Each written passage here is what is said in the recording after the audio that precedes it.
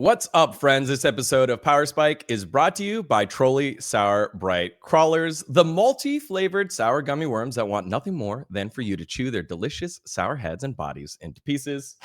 Thanks to Trolli for supporting us here on Last Free Nation, here on Power Spike as well. So thanks. And thanks to you guys for going out and buying all the Trollies and tweeting them at Trolli. That fucking rules. So keep doing that. Yeah. It is very helpful for us. So much so that I'm not sure if you guys saw, I had to throw out my beach thirst trap with the Trolli Sour Bright Crawlers. It was pretty good. I was very happy. Is that on Instagram? It's on Twitter. It's on Twitter. Oh, nice. I was check that out. Hide it behind my body, and then I turn, and it's just like, boom. You want this? Also, I'm trying to get rid of the word thirst trap. Let's just make it like best self. Like a picture of my best self. It was like this, a slow turn, and then pow, and then we walked out of frame while eating one. It was pretty great. So thank you. You say best self, but that implies that you've already reached the pinnacle of what you can be. How do you feel about that? I mean, I reach it every time I have the Sour Bright Crawlers. Oh, there we go. Get your tongue twisting, mind warping sour thrills at Trolli.com. Okay. All right. I see it, Dgon. That's an ad read. I'm not going to just shill you products that I wouldn't support, right? So no, we actually have great sponsors. We have great sponsors. Yeah. Everyone likes Trolli. My whole chat, sometimes when I do a promotion, my chat will be complaining the whole time. The resident sleeper for Trolli, they're all excited. They all, and like, now we're getting to the point where they're like, I'm eating too many Trollis. Dom, please, like, make me stop eating Trollis. They're so like, good. Yeah. I've stopped keeping a bag on my desk. I now will ration. I'll be like, okay, I'll eat 9 gummy worms, and then I just get my 9 gummy worms. I eat them, and I try to just be an adult. Yeah, that's my new thing. It's hard. It's definitely been hard. I've enjoyed having them in my life, but rationing is definitely part of the plan here if I'm trying to go for the gains as well. So. Yeah, for sure. Makes me feel better after solo queue though. Again, solo queue, it's just the nice like solve for all the sour shit that happens in my game. There we go. Okay. There you go. All right, everyone. A little bit lesser League of Legends happening around the world because we're getting to quality playoff time. LCS had their playoffs that went through. We had the summer split over at the LEC. The LPL, just quality gameplay there for the upper bracket finals. So we know at least one of the teams that'll be in the upper bracket finals. And LCK also doing their playoff push as well. So a lot of great games to cover here in the world of League. How are you guys, though? Because, now that we've had a little bit of time, Monte, you're doing shows all across LFN. I can only imagine if it was still like a full load. Yeah, doing it all. Enjoying doing the non-esports content. It's a great change of pace, not thinking about esports all the time. Yeah. Doing stuff with movies and bad TV shows. Holy moly, by the way, Secret Invasion is terrible. Oh no! Damn. And even if you aren't watching Secret Invasion, guys, you do want to watch the next episode of Nerd Legion because it is fucking hilarious how bad this is, and you can understand why it's so terrible and so hilariously bad by watching that show. That's cool that you're actually doing content on non-competitive League of Legends. I too have been doing that. I call it my LCS co-streams. I do it. Oh yeah. How about your times a week? Wow. How about your episodes of The Hater? Those T1 games have been awfully non-competitive as well. Yeah, they've been great. See, the thing is, like, I told people that I'm only gonna watch when T1 loses, but then they've just lost every single time since I've started doing that. So like, I'm literally just watching every single T1 game. It is what it is. News on Reddit. We'll get to this segment later, but news on Reddit. Poby back to playing over in Challengers this week, possibly. So maybe a return to Faker. We'll get to that one in just a little bit. Let's get to our first topic of the day. It's High Key, Low Key, No Key, a classic here on Power Spike. And given what Dom just said, I'm interested in how he's going to vote here. It's the excitement for our LCS playoff teams now that we're at the stage where teams will qualify to Worlds in the upper bracket, and in the lower bracket, their season will end. Let's get to it.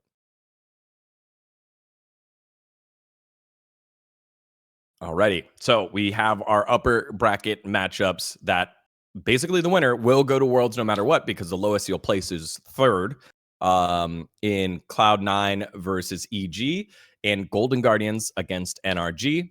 On the bottom side of the bracket, it's win or go home. You got 100 Thieves up against TSM, and you've got 100 Thieves against TL and Dig. and TSM versus Dig here. So all 8 teams here. That's Monte. I always mess up how the rating system goes with high key, low key, no key. What are we rating here? How are we high key, low key, or no key excited for a team?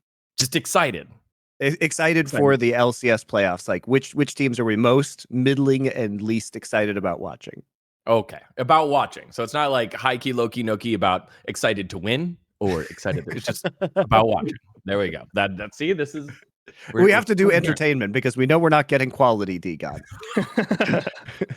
Okay. I hate this. I hate that you're right, but you're right. So let's. That's the common MonteCristo experience. I hate that you're right. I hate you're right, Monte, but you're right. I loathe you being right, but I must admit that you are correct. A lot of people don't admit the second half, Monte.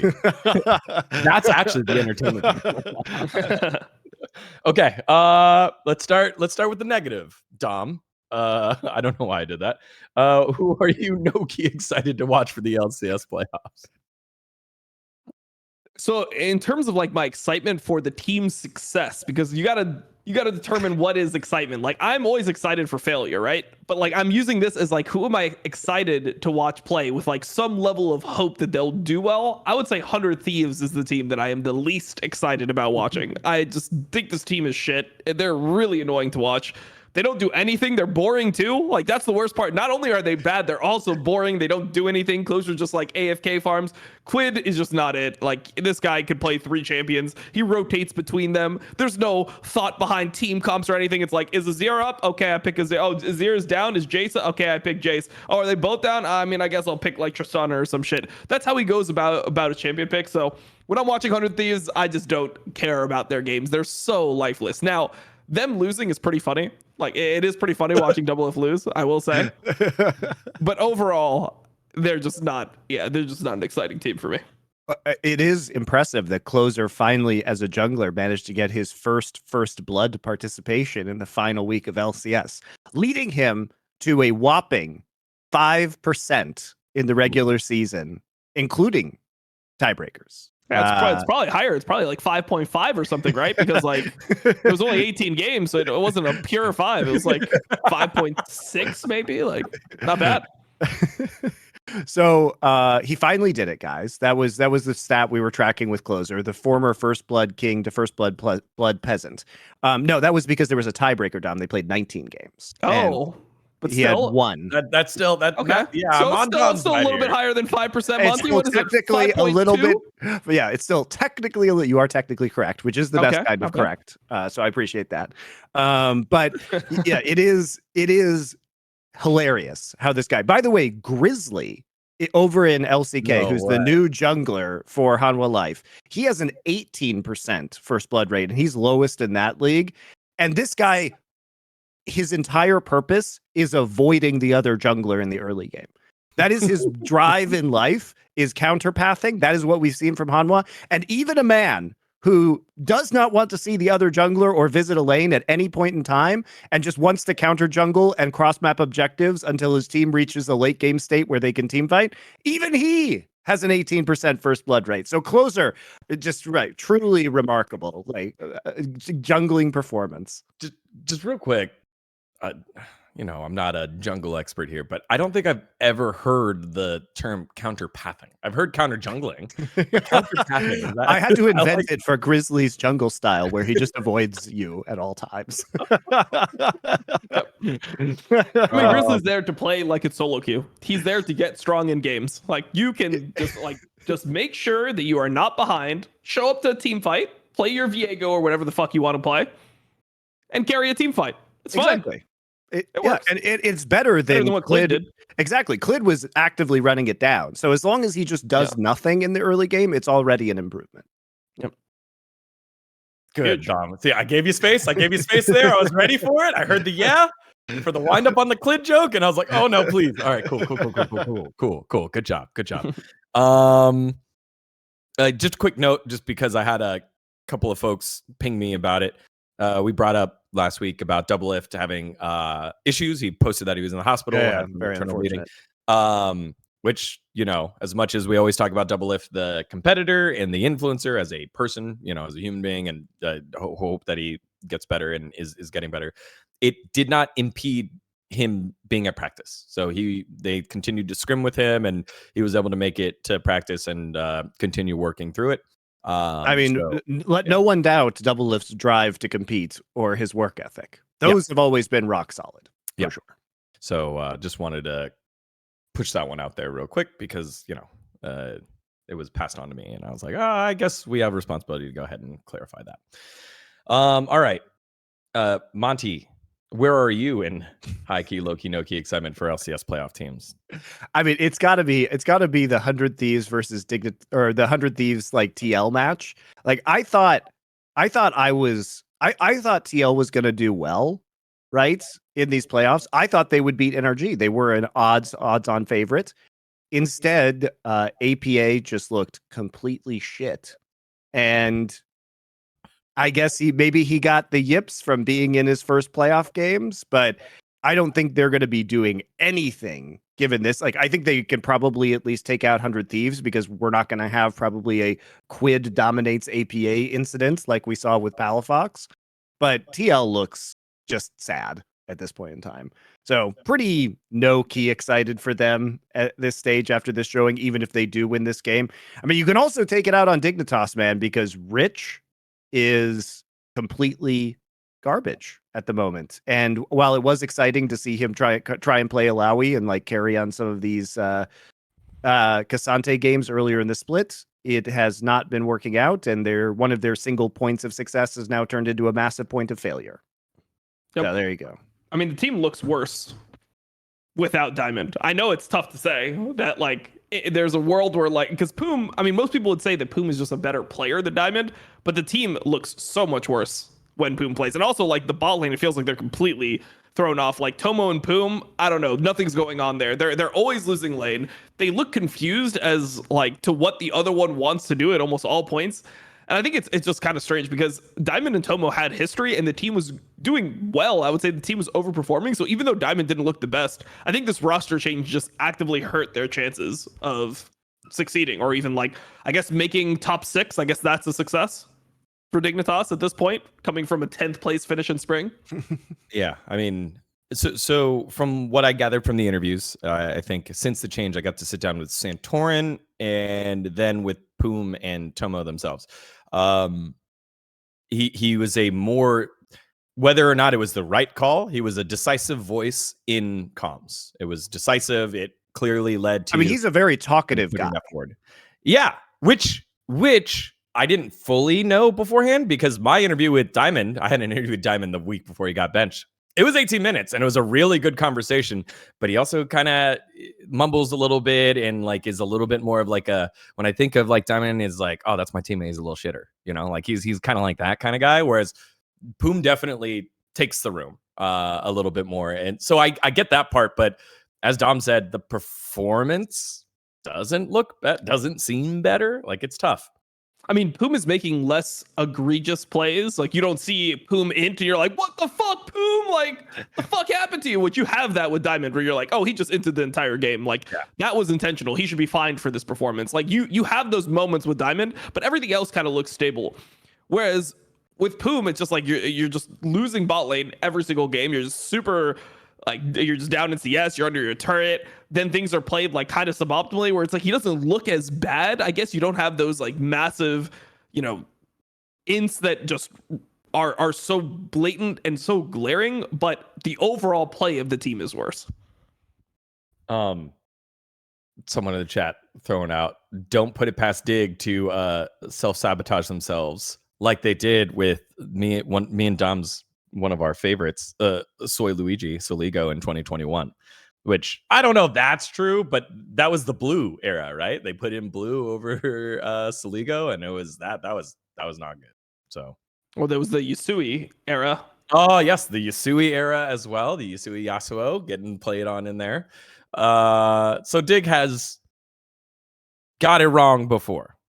Yeah, they've I mean, they're gotten one of the worst GM teams in the history of LCS. I would say, like all the decisions they make just make no sense, right? Like the Armut signing, the Blue signing.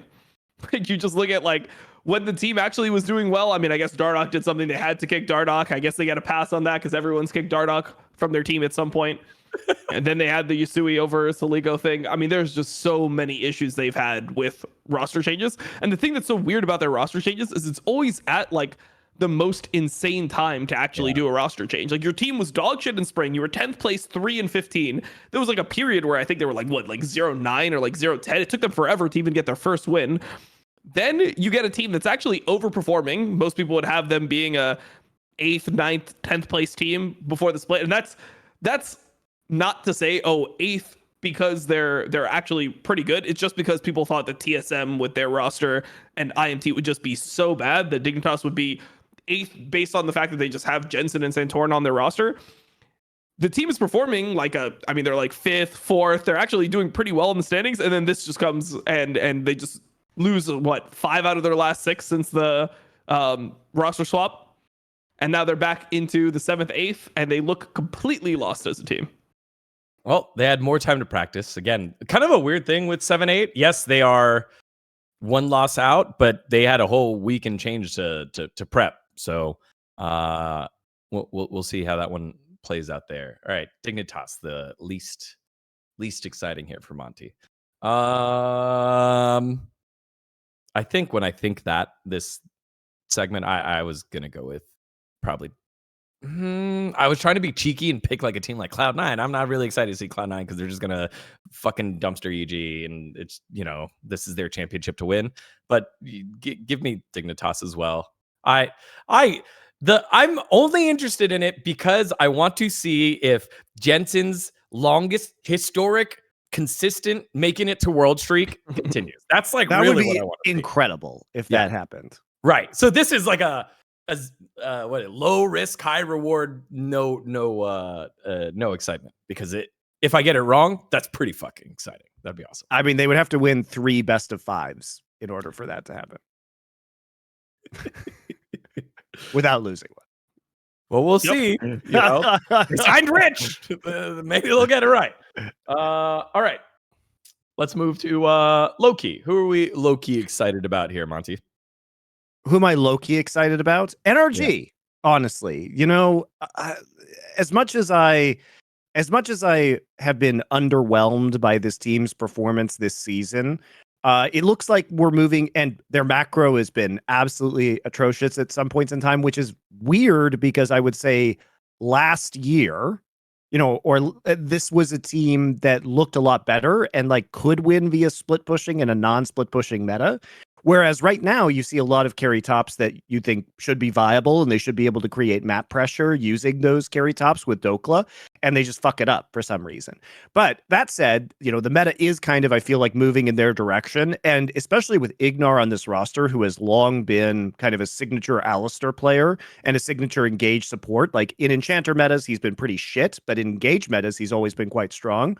So I think that this is a good opportunity for NRG to push ahead. Now, do I think they're going to beat Golden Guardians? No. But do I think that this is a team that possibly could take the 3rd or 4th spot to qualify for Worlds, or at least qualify for the battle against Europe for Worlds if they're in that 4th seed? I feel pretty good about that right now. I like that one.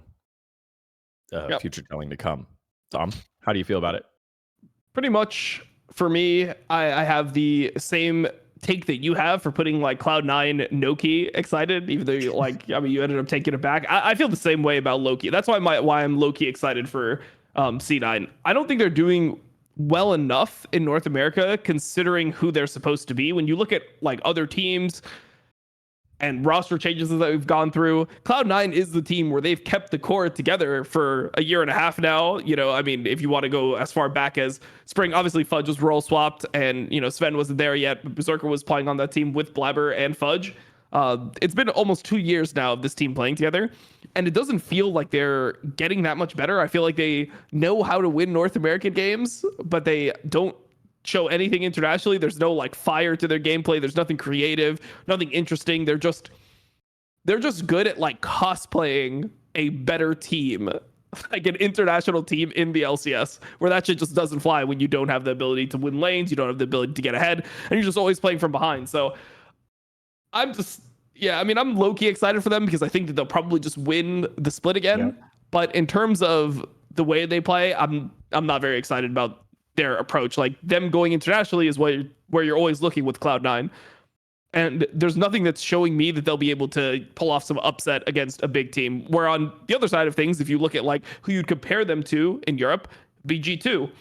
In G2, actually, you see some things in the gameplay, even if they're not great, even if they're worse objectively than LPL teams, you see things that could create victories, like different champion pools, takes on the meta, whether it's like the way they play certain map states, aggression, invades, you see things that would potentially translate to an international tournament, but you don't see any of that from Cloud9. Cloud9 is like the super standard, like they want a game that just goes to like Drake's where they can use superior setup and win the game like that. And when you go internationally, everyone can do that. So you don't have an advantage anymore. It also that's what I'm worried about. It also just feels like a bummer. Like if you guys remember last summer's LCS playoffs where, Danny was out and 100 Thieves was really kind of shaky. And even though Cloud9, like Jensen was clearly extremely limited in his mid lane performance and his mid lane champion pool, which are both things I would say about M&S as well. And yet they still managed to like win a title just because the rest of the competition is so weak. But to Dom's point, you just know in your soul that the combination of Berserker and Blabber is not going to be enough to do any damage at all at an international level. It's just a bummer, man. It just feels like a bummer. I think for me, I'll put my 2 cents with Cloud9 in this slot as well. I'm low-key interested on the form that Fudge has coming into it. Just because Revenge has been playing really well. And throughout the split, I think actually Revenge not getting all pro. MonteCristo's long-term Revenge investment is fucking paying off. It's paying off so much. Fuck all you motherfuckers out there who tweeted at me or left comments saying, why does Monte like Revenge? Revenge is not good. It's like, yeah, he was on a shit team, guys. As a domestic top laner, Revenge has been quite good for a long time. You were just too terrible to see it. And now you're starting to finally see it. So enjoy. This is one of those moments where Monte is right, and I didn't like. I don't understand why people were just like slamming on Revenge. I mean, he didn't have a jungler. He was the best player on that IMT team. Of course he was. He was. Well, just, like he's the best player on like a 9th place team, and it's like, okay, like what does that mean? Right? So are we going to say the same thing about Tactical this year? Right? Oh, like you stop that. That's what I'm saying. That's what I'm saying. I've seen more examples how of good do we think bad Revenge is? Like, how good are we saying Revenge is? I think Revenge is like maybe like the 4th best top laner. I think that's fair. Yeah, I agree. Yeah, I'm fine with that. Well, I mean, he might be 3rd. What, you got Licorice and Summit probably above him right now? Are you gonna? Who else are you gonna put above him? I think he's. I think there's an argument for him for 3rd. Yeah, I mean, there's an argument. I think that Fudge, I would rather have Fudge. If I had to like start a team tomorrow and I had to choose between Fudge and Revenge for my top laner, I would take Fudge over Revenge. I mean, I think Revenge had some big games, but he also has some like stinkers as well within like the same series. There's more variants. There's more variants, and then also I think that it's like he gets like overhyped in games or something, and he starts doing things that like don't really make sense. Like he just wants to, be relevant too bad that sometimes he doesn't let the game just come to him. And I think that's a flaw. Also, like some of the picks just seem like ego picks, like Jax into Rumble. I think that is just a definition ego pick. Like you're just picking that because the guy is named Conser. If that guy was named Shanji, you would not be picking Jax into fucking Rumble. Right? If you saw Shanji name tag, you say ban that shit. That shit's OP. I don't want to play. And then if you played into it, you'd be like, all right, guys, I'll play Renekton. I'm going to be down like 10, 15 CS. I'll just try to be like relevant as a frontliner into team fight. You wouldn't be picking Jax there. So I think that there's issues with that. But I mean, I think he was definitely underrated when he was on IMT.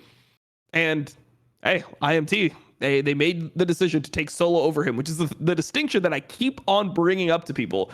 is that it's not that Revenge wanted to be on EG. It's not like Revenge wanted to leave IMT. He was loyal to IMT. Yep. IMT had the choice. Do we want Solo or Revenge? Whoever we sign will be on our team, and whoever we say no to is going somewhere else. And they chose Solo over Revenge. That's the most criminal part. That's so good. All right. Yep. All right. Sorry.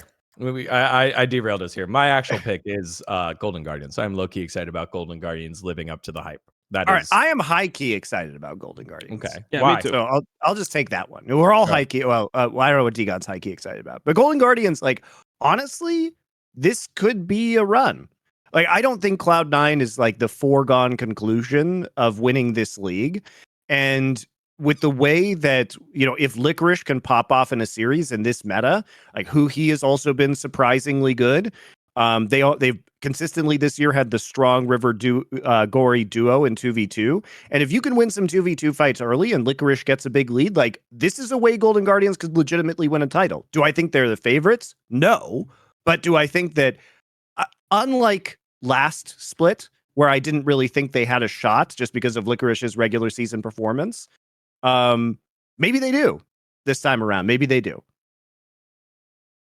Yeah. Yeah, I'm high-key excited about Golden Guardians as well. I just like the way they play. I think the way that they play translates better to playing against better teams. And I think at MSI, they actually played the better teams a lot closer than Cloud9 did. So that's a big thing. They fight a lot, and I think that is important. You need to be confident fighting a lot, and I think River is just really insane. I think this guy is super consistent. He's good on everything. He's meta resilient, and he just plays like a very just a very solid style of jungling. So I like watching River play. I think, you know, if I was going for best mid jungle in the league, I think it's definitely River Gory. I don't think there's any questions about that. And the meta is favorable to Huhi. The problem that I have with Golden Guardians is that they seem to be in the BLG camp, like BLG is versus JDG, where they just have mental block for C9. They just can't get over the mental block. We'll get into this. It is outrageous how differently BLG plays against JDG than they do against other teams. Like, why the fuck? They seem like so desperate in those games. It is absolutely nutty to watch the difference in BLG's performance. They just do random shit that's like way too aggressive for no reason. Yep. I mean, they always find a way to mess up something that they're doing. Like they'll always fuck up a Herald, or they'll just like die in lane, or it just feels like they're so desperate in these games. They're so desperate because they know how good JDG is, and even the way they play team fights, you can tell that they're like psychologically like, we have to kill Ruler. We can't let Ruler live. If Ruler lives, he's gonna carry the whole team fight. Where they just need to take a step back. If JDG had different nameplates and they played the same way against BLG would probably win the series, but they just can't get over the mental damage that JDG has done over the first 6 best of 5s. Well, now 7 best of 5s or 7 series they've played, I should say. Yeah, we'll get into that. We'll get into that later. But it is. I do agree that's a good similarity. Yeah. I mean, for me, Monte, you sold it for me. It's energy. This is it. I am high-key excited about seeing this team because you know what the stakes are. If they fail, this team explodes and the 2-year experiment of team friendship is over. It's just over, and it doesn't exist anymore. It's already over. Let's be honest. They already kicked the bot lane. That was them saying we are now trying to make this team good. There's always a friendship era, and then there's it's like 100 Thieves, right? 100 Thieves was in that friendship era with the Golden Guardians roster, and then they're like, all right, we want to start fucking winning championships. Get the fuck out of here, Monte. They just kicked them out. They're like, go coach NRG. They have 50 coaches anyway. You can just slot right in. No one will even notice that you're there. And then they started actually like waiting. They're like, yeah, let's import our mid laner, get Abadog in here. He could give us 1 split before the vampires get to him. Let's get him in summer, win a split, and then they were doing their thing. Yeah, I mean, that's NRG only has to win 1 best of 5 in the lower bracket to at least make the 4th place Worlds qualification. Like even if they lose to Golden Guardians, they'd have to beat either the winner of Dig versus TSM. That seems doable. Yeah. That's definitely doable. I am excited to see them achieve that. I'm excited to see my boy Juan achieve that, pulling out the Ivor and that like he did this last one. And Palafox on form has been, this is going to be spicy. When he's on form, he's a top 3 mid laner. I mean, yes, because mid lane is atrocious. In the Because LCS. MNS has just decided to become shit. So Yeah. All right, cool. Maybe not as spicy as I because you thought have it like would be. JoJo and It's like- Gory, and then everyone else sucks. It's JoJo and Gory, and then like, who do you pick? Like Insanity, maybe? I don't know. Powerfox. You pick Yeah, Powerfox. meanwhile, in LPL, you're like, I mean, I guess Fofo isn't that good. That's like your 6th best mid laner over there, right? Not bad. Yeah, jeez. But But Even LCK is dire. Once you get past BDD and Chovy at this point in time, it's like it's a complete. what about that fake? Oh, never mind. Well, I think you actually could make an argument for Faker, Dom, just because we've seen what happens without Faker in the team. I think Faker's not all pro. I think he's MVP. I think, yeah. MVP by not playing. I've never seen somebody increase their value so much by not playing as Faker did. Like before, people were like, "Is he the problem? Is he the one that needs to be changed on T1?" Then he doesn't play for like 6 games. And they're like, he might just be the greatest player that we've ever seen currently. Like he might be the GOAT right now. Like That was Jensen. That was before holding the title was Jensen from last year, who spent spring living it up in Vegas, hanging out, making money, and then coming back and winning a championship. That was pretty cool to have your value go up. But Faker's now made it happen on the easy street without playing as well. But yeah, so I'm hoping Energy is able to get over the hump, and excited to see them play to the level of the best teams, because that's what they do. They play to the level of their opponents. That's actually why I was worried about this last matchup against TL. I was like, well, they're gonna play to the level. Like fucking APA is having a stinker. Palafox is all of a sudden just gonna start doing stupid shit because this is what they always do. This is what Energy always does. As CLG before. APA was like actively trying to be the hero and getting himself killed in those games. So I mean, you can't. If he's throwing that hard into you, it's really hard to counter throw that hard back. If there was a team to do something counter, actually just flash Trist suiciding. Like I don't. It's real hard to lose to that. What is the acronym? I'm not sure if you guys heard this, but I'm just waiting for the non-rational gaming to show up here for Energy. That's actually great. Yeah, that was Twitch chat took that one. That one's not me, but good job, Twitch chat. Pat yourself on the back. All right, those are the high key, low key, no key teams that we are excited about to watch in the LCS playoffs. Next up, we have ourselves our sponsored segment. It's time for Devoured, and we're going to dive into G2 and XL as G2 devoured them up in the competition, as well as something about the format, and Dom feels a little strongly about it. This one is brought to you by our friends over at Trolley. Let's get into our segment of Devoured.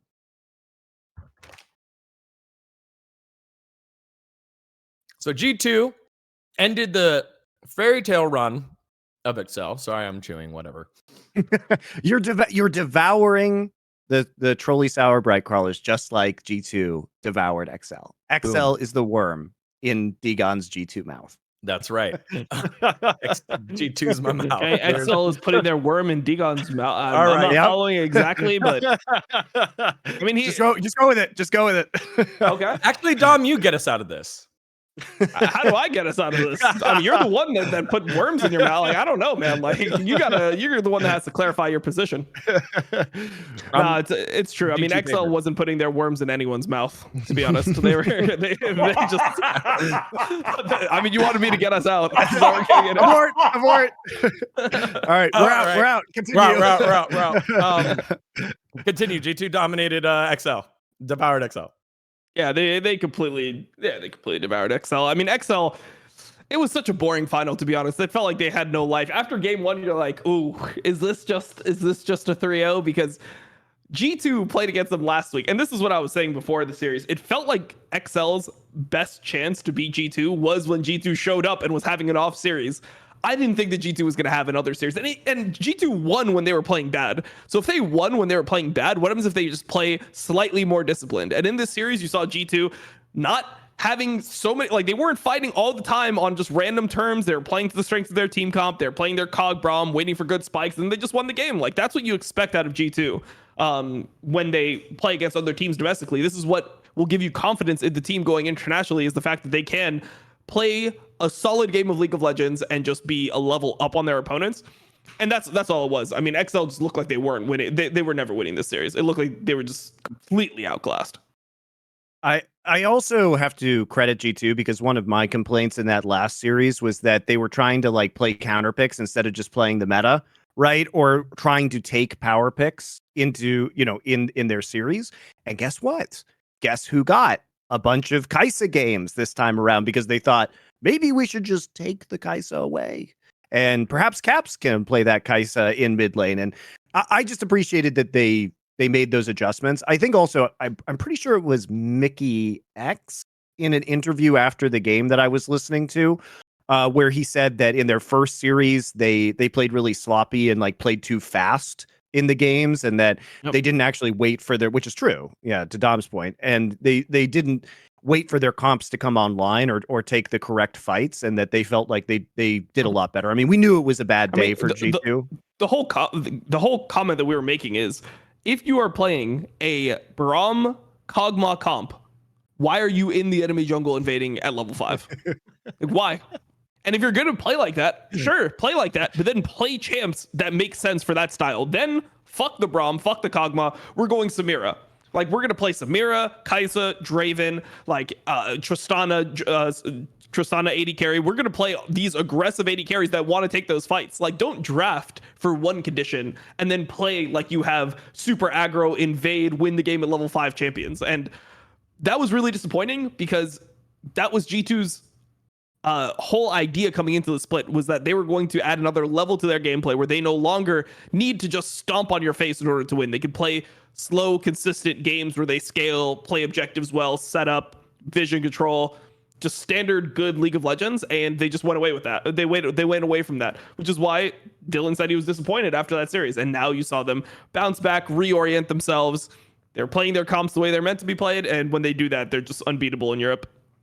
And also, I was happy we got to see another Yike carry jungler game on the Kazakhs, especially in this matchup, because, one of the big weaknesses of Excel has been that Peach just like randomly dies in the early game. That's his thing. And so they can't win any 2v2s, and he will get hunted down within his own jungle for no apparent reason. He chooses very terrible fights to take and has virtually no synergy in the laning phase with the rest of his teammates. So I like to see you taking kind of these duelist or more carry-oriented junglers into that matchup, because you can set him behind very early on. I mean, Peach was terrible. He was terrible in this series. Like he definitely is a player that needs to be changed out, because other players can deliver similar levels of performance in late game team fights, especially because he plays Maokai and Sejuani, and like pick a jungler who can press fucking R. You know what I mean? He doesn't even have to think about when to press R. He can literally have a teammate tell him, press R right now. Okay. The dragon's at 3k HP. Please press your Maokai ult, and it will have literally the same effect. So just please, for the love of God, get yourself a Grizzly or somebody who's just not going to die in the early game. And then maybe you'll have, some shots at later game team fights. Yeah. Peach is clearly not good, but unfortunately, he performed better. Like, other people were just worse this split. So people are going to defend him. It's going to be the Marong thing all over again. I can already see it, where Marong is actually not good, but it's working. So then people can't get past that, and they're like, no, like, he has invented the new way of jungling. You don't need to farm. Efficiency doesn't matter at all in the jungle. All that matters is relentless aggression. How could it ever backfire? And then you just see this whole year. It's like, oh, well, now you're not even in the season finals. Excellent. The thing about Malrong, I mean, he was bad this year, but the thing about Malrong previously was that he would get his lane's advantages. The thing about Peach is that he literally gives the enemy laners advantages and gives you disadvantages. And then maybe because of the jungle champion pool and how fucking OP Maokai is, and the fact that teams are banning Rumble versus LEC, so you just like get Maokai a lot of the time. That's like, he presses R. Honestly, the best way I think to attack this XL roster, which will probably become relevant into the LEC championship, is simply just to pinch Peach's champion pool, because I think he's just garbage. Where does he go past a certain point in time, right? I'm thinking, I've just been looking at this draft and looking at Peach's score lines: 242, 176, 163. He had a Baron steal in game 2, which was to his credit, and that, like, I mean, they were already losing at that point, but it kept them in it for a little bit longer. But if you're Excel, I mean, you can't change. You just got to ride with it. You got to ride with it, for the rest of the year, because that's all you can do. Sure. I mean, you're lucky that you're even in the season finals. It seemed impossible for you to even make the season finals anyway. I mean, it's an impressive run. Yeah. I don't fault Excel for what they've done, because as much as this is what we just expected from them. Like, pound for pound, player for player, they just don't have the strength to hang on to, hang against G2 when G2 is, equaling them in terms of their macro performances, because they do generate, Excel does generate some early deficits at times. And it's hard if you're playing an uphill battle the entire game, especially when your players are individually worse player for player than basically everybody on the opposing team. Yeah. Like, is there any individual player you would take over any other individual player on G2 from Excel? The answer is no. Even though Abadage and LEC did have good performances, and Patrick also, did have individually improved performances over the course of this run, it is really, really hard. So you have to be more than the sum of their parts. And to Excel's credit, they have been. It's not that they don't deserve to be here. They absolutely deserve to be in this position, because they did have good decision making. They did have good macro, but that will only take you so far. And you do need somebody to be the superstar player at a certain point in time. And it's just not going to happen. I mean, it feels like they also peaked at the right time. When you look at how the players are playing together, it's clear that they trust each other. When there's a fight that's happening, everyone believes that their teammates will play it well, and they're willing to take these fights. I think the issue will come. It will happen at some point in this year where XL will lose this. They will no longer be, they'll lose this confidence, either from going on a run of bad scrims, or you get to Worlds and you're just straight up like worse than your opponents, just pound for pound, and you can't generate leads, and then your fights are not going well. Whenever they hit the wall, how do they recover? Because normally what teams will do is they'll rely on their stars in those moments. Like, when the shit hits the fan, you rely on, like, okay, who are the people that we can actually who can actually just win lanes consistently? Who are the people that are actually able to carry a team fight? And you really rely on those people. And we've seen, teams like BDS, I think, is a good example of this, where they had a run where everything was clicking, everyone trusted each other. Then Sheo stopped playing as well. Champion pool changed. Like, no longer, you can't just put everything in the crowny basket and just expect to win anymore. AD carries are not the hyper carries that they were before. How does the team bounce back from that? And you saw that they kind of floundered. I expect Excel to go through a similar thing, because they just don't have the star player. Yep. Speaking of floundering, not making it to Worlds, or struggling at Worlds, a team and player that isn't going to make it to Worlds, much to the sadness, the chagrin of Dom, is Jankos. But more importantly, Evie and the rest of Heretics. Can we just take a second to just remember the team that was the closest thing to giving Dom a heart attack? All right. Thank you, everyone. Heretics not making it out either. I'm not sure if you want to say anything here before we go into the format, Dom, about Heretics getting knocked out. No, I mean, it would have just been so sad to see them win. Like, if Heretics knocked out Fnatic here, it feels so terrible, because this team sorely needs, like, roster changes. I mean, they just need a roster change. I want to see Jankos succeed, but it just feels like, even if he did end up making Worlds, it'd be so impossible to do anything ever anyway, because your top laner is just Evie.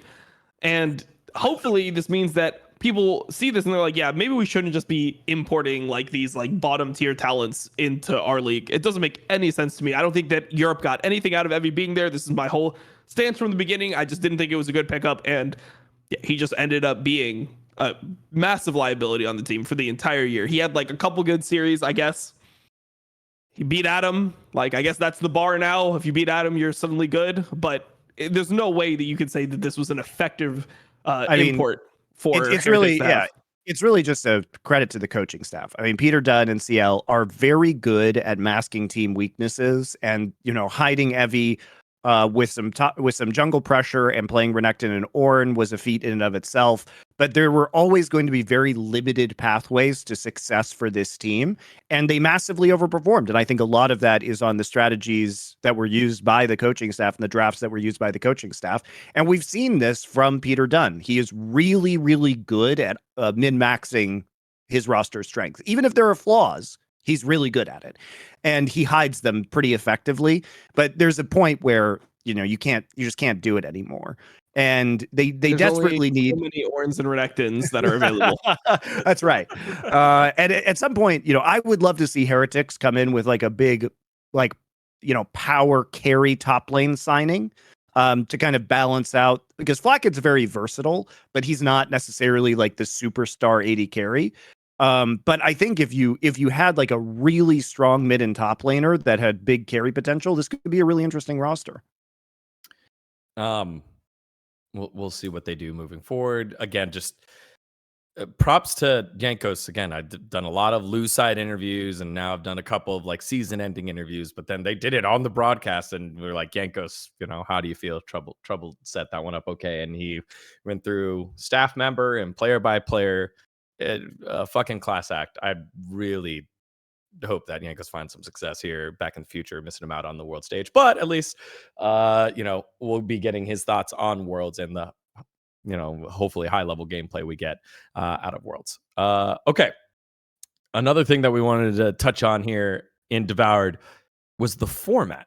So, Dom, you were saying the format kind of leads to some weird things, and there was a Reddit thread talking about the viewership, how it was getting devoured by maybe the format itself.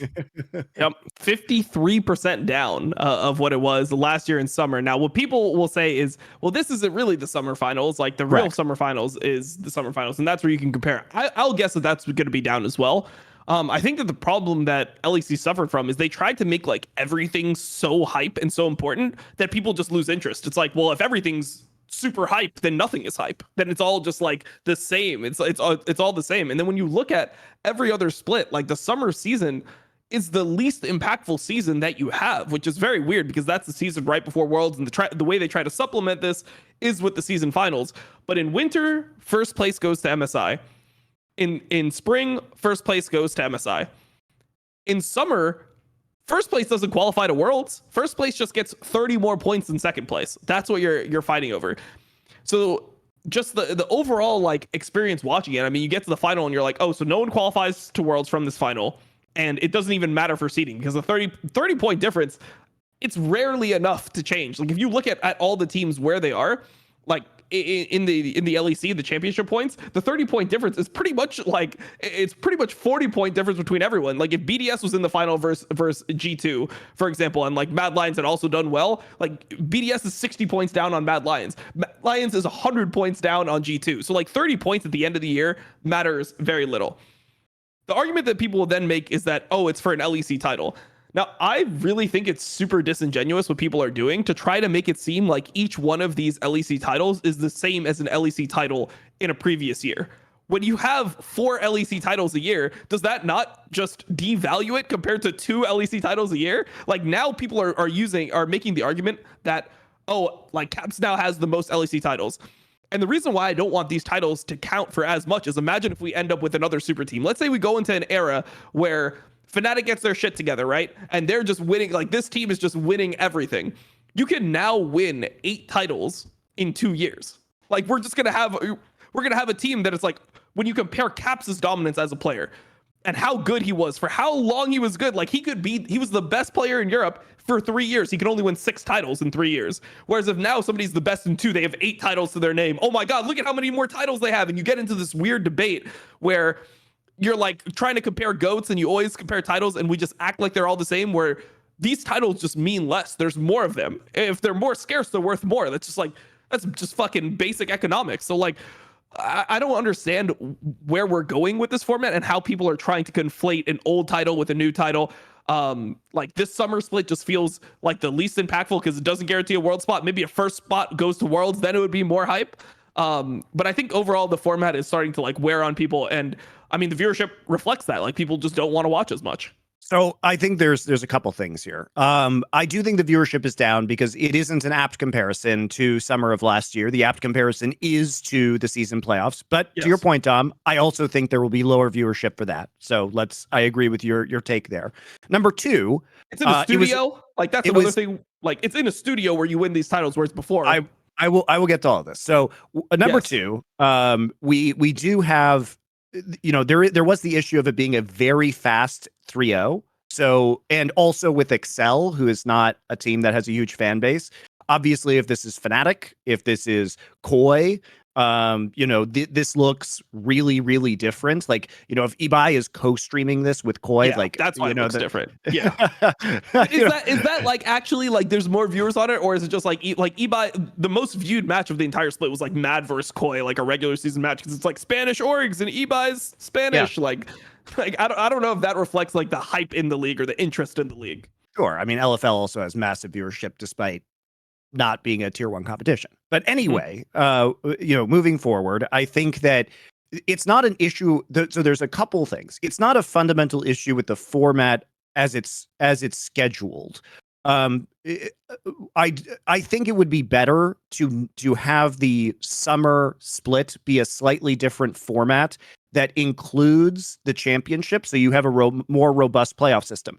By the way, guys, again, there is nothing that says that all 3 splits have to be the same format. You could run the first 2 splits as they are right now, and it would be very interesting because, like you say, you win one tournament, you get into MSI. Win the next tournament, you get into MSI, right? There is something compelling about that I think is good.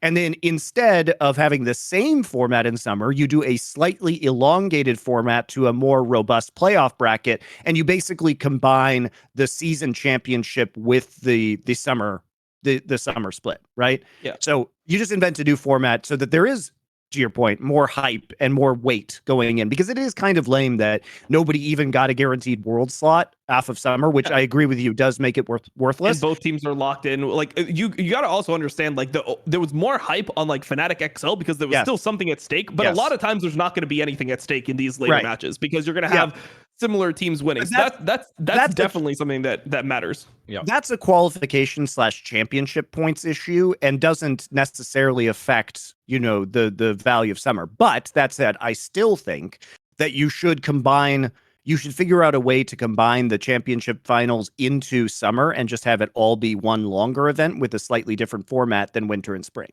Now, thirdly, I don't think that the number of 4 titles is too many. I agree with you. 3 is more reasonable. We don't need to have like the overall season title with winter, spring, summer titles and then count those as if they're the same as the old 2-split title system.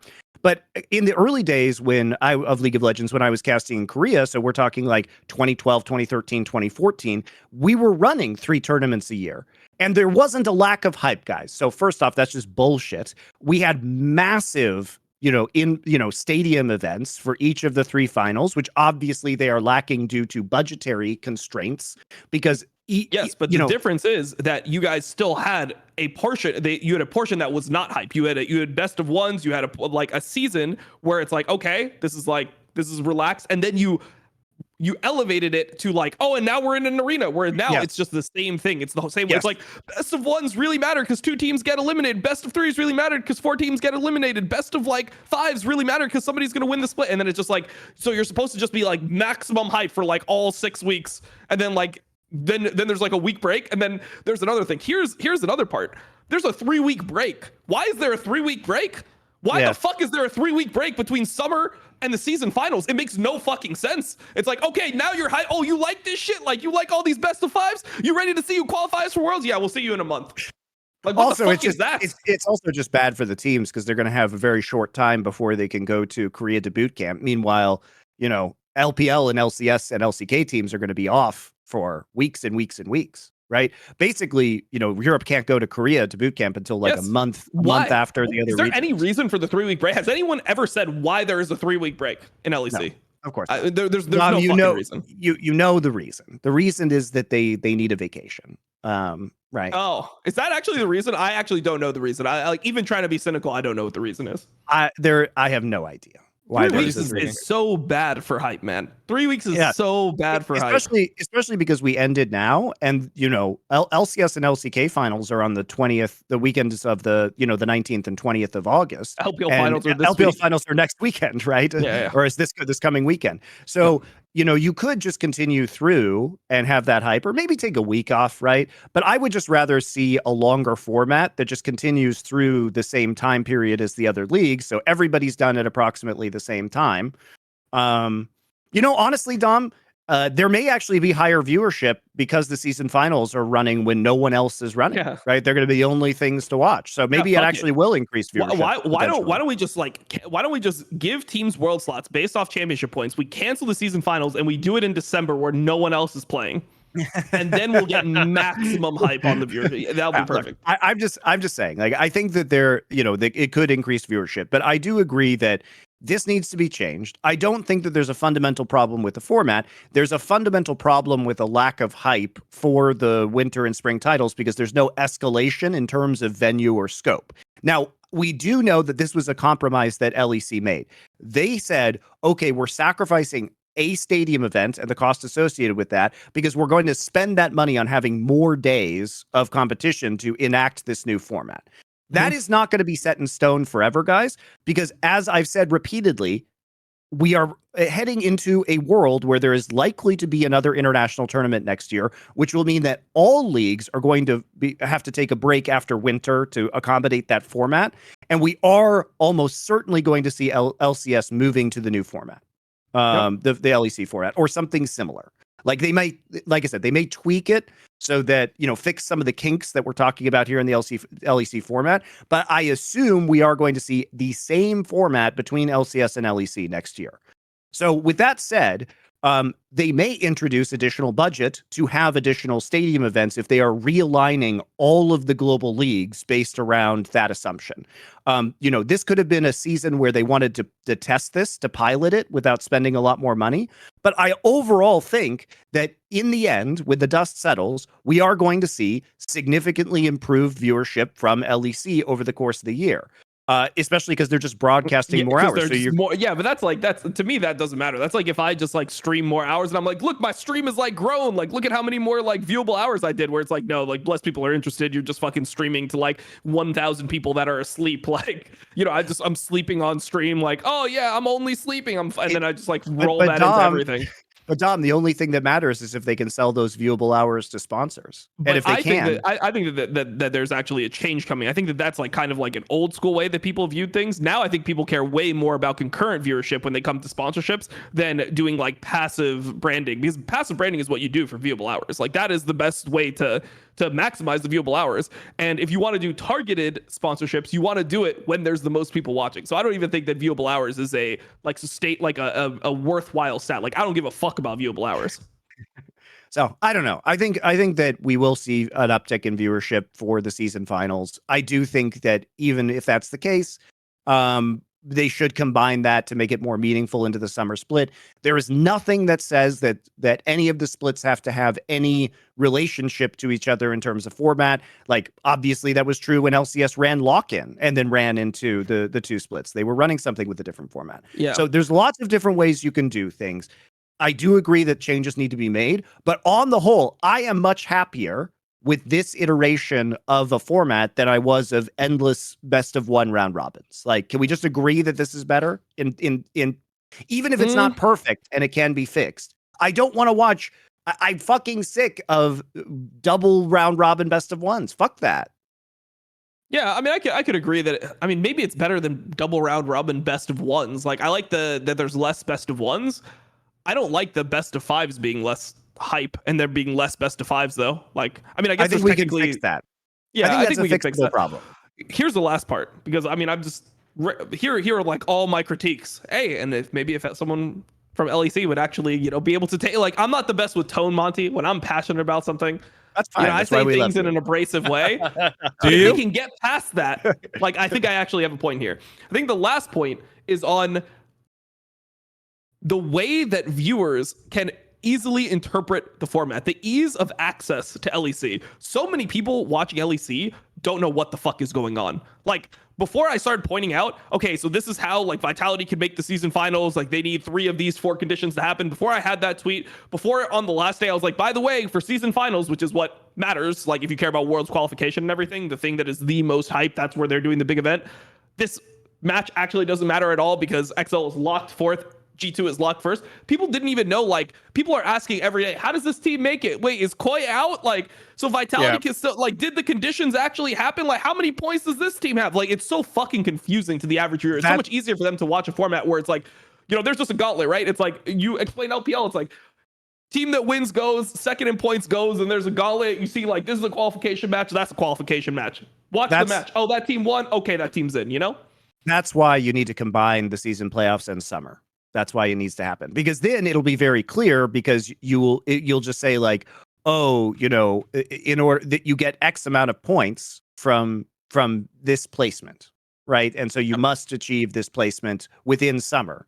It's not like, oh, you achieve this placement within summer, which then qualifies you or doesn't qualify you to a secondary tournament. So yep.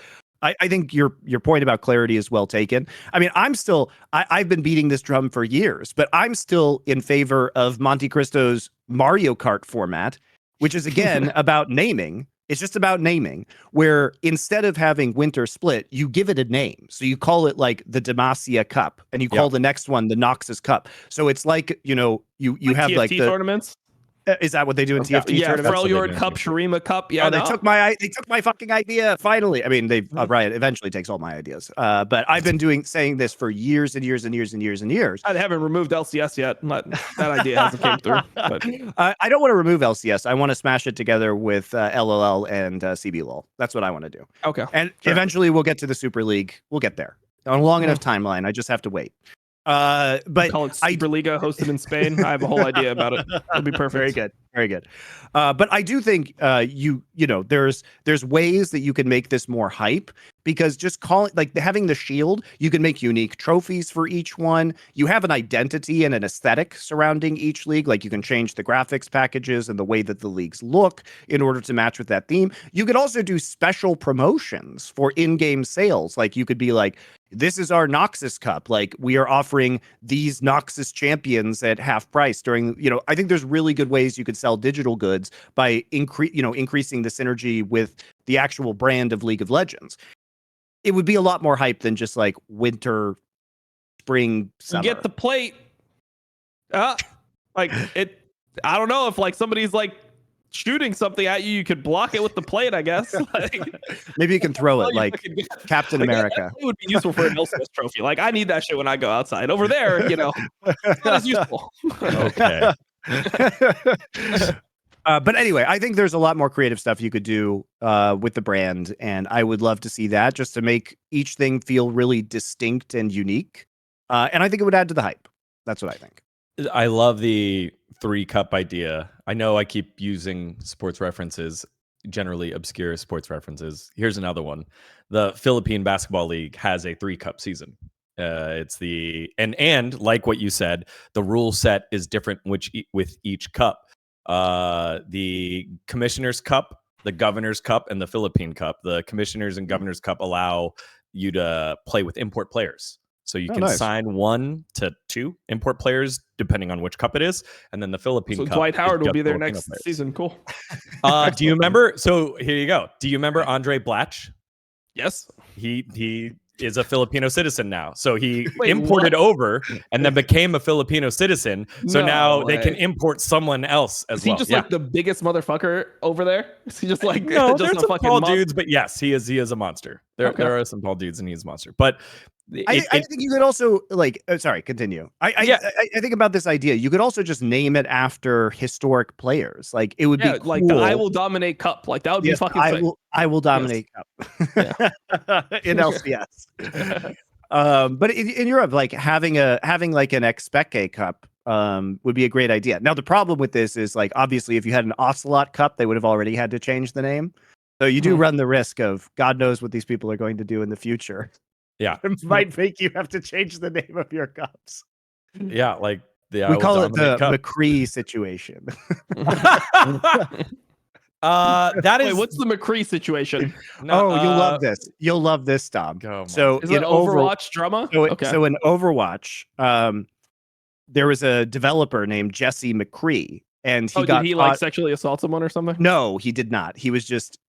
He was on the periphery of that. He didn't actually do anything, as far as anybody knows, as far as I'm aware, at least. But when he was on the periphery of that when the whole Blizzard weird sex bro culture scandal came down, and so they changed the name. This is hilarious, Tom. They changed the name of the character McCree in the game. Wait, McCree is no longer in the game? No, he's in the game. Not his name. Wait, They it's not call his him- name? What's his name? They call him Cassidy. Cassidy. Now. So remember, though, What? that is a reference to Butch Cassidy, who is an actual murderer. So Blizzard decided that branding their cowboy as an actual murderer and outlaw was preferable to a guy who may or may not have done anything. Okay. But it was a long time ago, Monte. It was different times.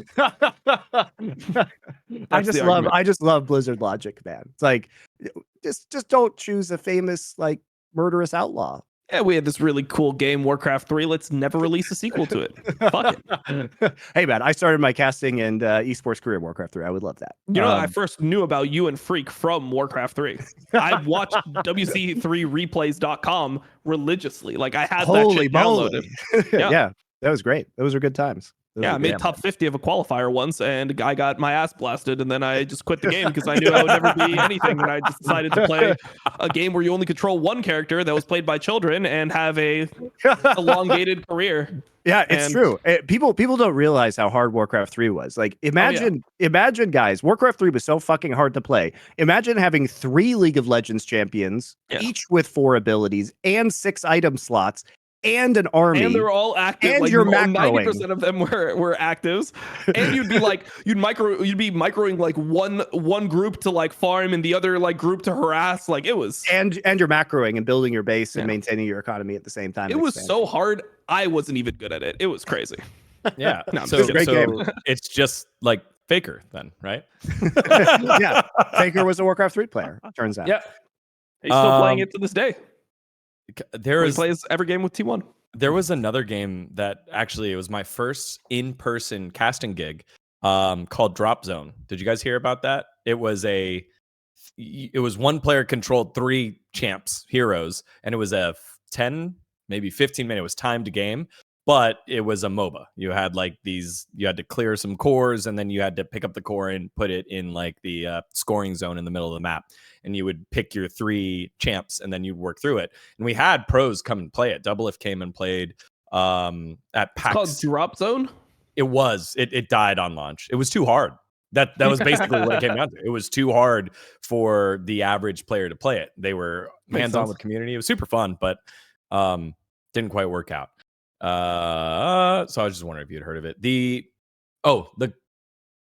call to action. Call to action for you watching at home right now. What would you name the cup, and what rule set would you put in place? Would it be something about imports? Would it be a type of draft? We've seen leagues work with Fearless Draft, I think, right? It was LDL ran Fearless Draft. Or would you change the amount of bans? What would you do? Let us know in the comments or a chat right now. And the IWillDominate Cup, you have to play 4v4 without a jungler because you're remembering my time as a band player. In memoriam. Ban a jungler for each team, and you just play 4v4. Let's fucking go. All right. Cool. That was Devoured, and thank you guys for going in depth there on the LEC format. And the reminder is that this is the first year of it and could change. Positive Monte, by the way. This was Positive Monte sharing that how it can be changed in the future. It was good cop, bad cop. We were playing a role there to try and get the point. You did. Across. It was very weird. I was just sitting here in my trolley, and I was like, it needs work, okay? But it's a good idea. It can be fixed. It can be saved. Oh, you're talking about the league. I thought you were talking about your good cop, bad cop. I think you'd feel different. I thought if you the had good cop, to bad watch cop live. routine was if pretty you good. had to watch as many games as I did live, and you had to fucking sit there through like fucking 1.5 hour long pause, 6.5 hour long fucking LEC, some random bullshit, auction ults, you're there for like another 2 hours. Like if you had to sit through that shit, and then it's like, all right, ridiculous in LEC. Tomorrow, you would be just as negative as I am. Let me tell you. That's fair. I do skip all the pauses. I am fortunate. And there are way too many in LEC. Way too many. Yeah, I don't know why they can't. I mean, it's just because they have a Kit Kat sponsor. I'm 100% sure that they do the pauses intentionally because they have a Kit Kat sponsor, so they can play the commercials of like Laura eating a Kit Kat, and then everyone's like, "Oh my god, I want a Kit Kat," and then they just go and order a bunch of Kit Kats, and then they just they like every day they just have to get a Fnatic pause in, a G2 pause, something like that, just to sell Kit Kats. Honestly, that is one of, I think, the most creative sponsorship ideas in League of Legends, and it's done really well. Credit to LEC. I really liked the Cadril one. Cadril one was self-deprecating enough that it was really good. So I liked the content that they put in there as well. Plus, the LEC team is very creative and unleashed. Real quick, Commander Cup. Let the teams talk to coaches during games. Kind of like that one. Keep them coming. All right. That is Devoured. Make sure brought to you by Trolley Sour Bright Crawlers. Thanks to our friends over at Trolley for making it all happen. Get your tongue twisting, mind warping, sour thrills at trolley.com. Thank you, Trolley, for your support here on Power Spike. All right. Next up. It's time for everyone's favorite check-in. No, we're not talking about Evie because he's gone and dead and probably going back to the LJL. We're talking about everything is on fire with T1. It's been on fire, and now there's maybe a possibility of reprieve from the fire by the fact that Poby is playing challengers this week. Let's get into this conversation about everything is on fire.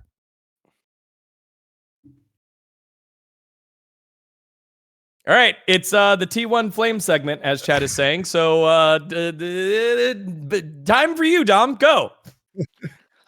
I mean, T1, everything is on fire. They're losing every single fucking game. Obviously, they got smashed by KT, which everyone expected. But I honestly thought they would put up more of a fight versus DRX. The fact that they lost to DRX again in such like a disgusting fucking way. Like, to be honest, as a T1 hater, like I'm normally happy, but I was getting a little bit mad just seeing like how little effort the players are putting into the game. Like, it just looks like they don't give a fuck when they're playing, and that shit just always pisses me off. That's always my trigger with League, when there's just no desperation. And it feels like the T1 players are kind of resigned to like, we're gonna lose these games, and when Faker comes back, then everything will click and we'll start trying hard again. But I think that that's actually a mistake. When other teams are just grinding their ass off and they're in gear and they are putting their best foot forward all the time, and you're sitting there just hoping that like, oh, we're just good enough with Faker that we're going to just get back in, that shit could backfire easily. So watching like the way Carry is playing right now, watching the way like Zay, like what the fuck is Zayas doing? What is he doing? Why is he getting solo killed by support, like ulting under turret as Kasai? Like, what the fuck is he doing actually? You can't tell me that. You can't tell me this is real League of Legends. You can't tell me he's actually that bad. He's running down a side lane. He died like 5 times bot lane in one game. He's a top laner. I think he thought that turret was dead. That's the only explanation I have to that play. Oh, which so he pulled the leader. Okay. I think he thought the turret was dead. That is my guess. If you guys didn't see it, that was a quite hilarious moment in the telecom war.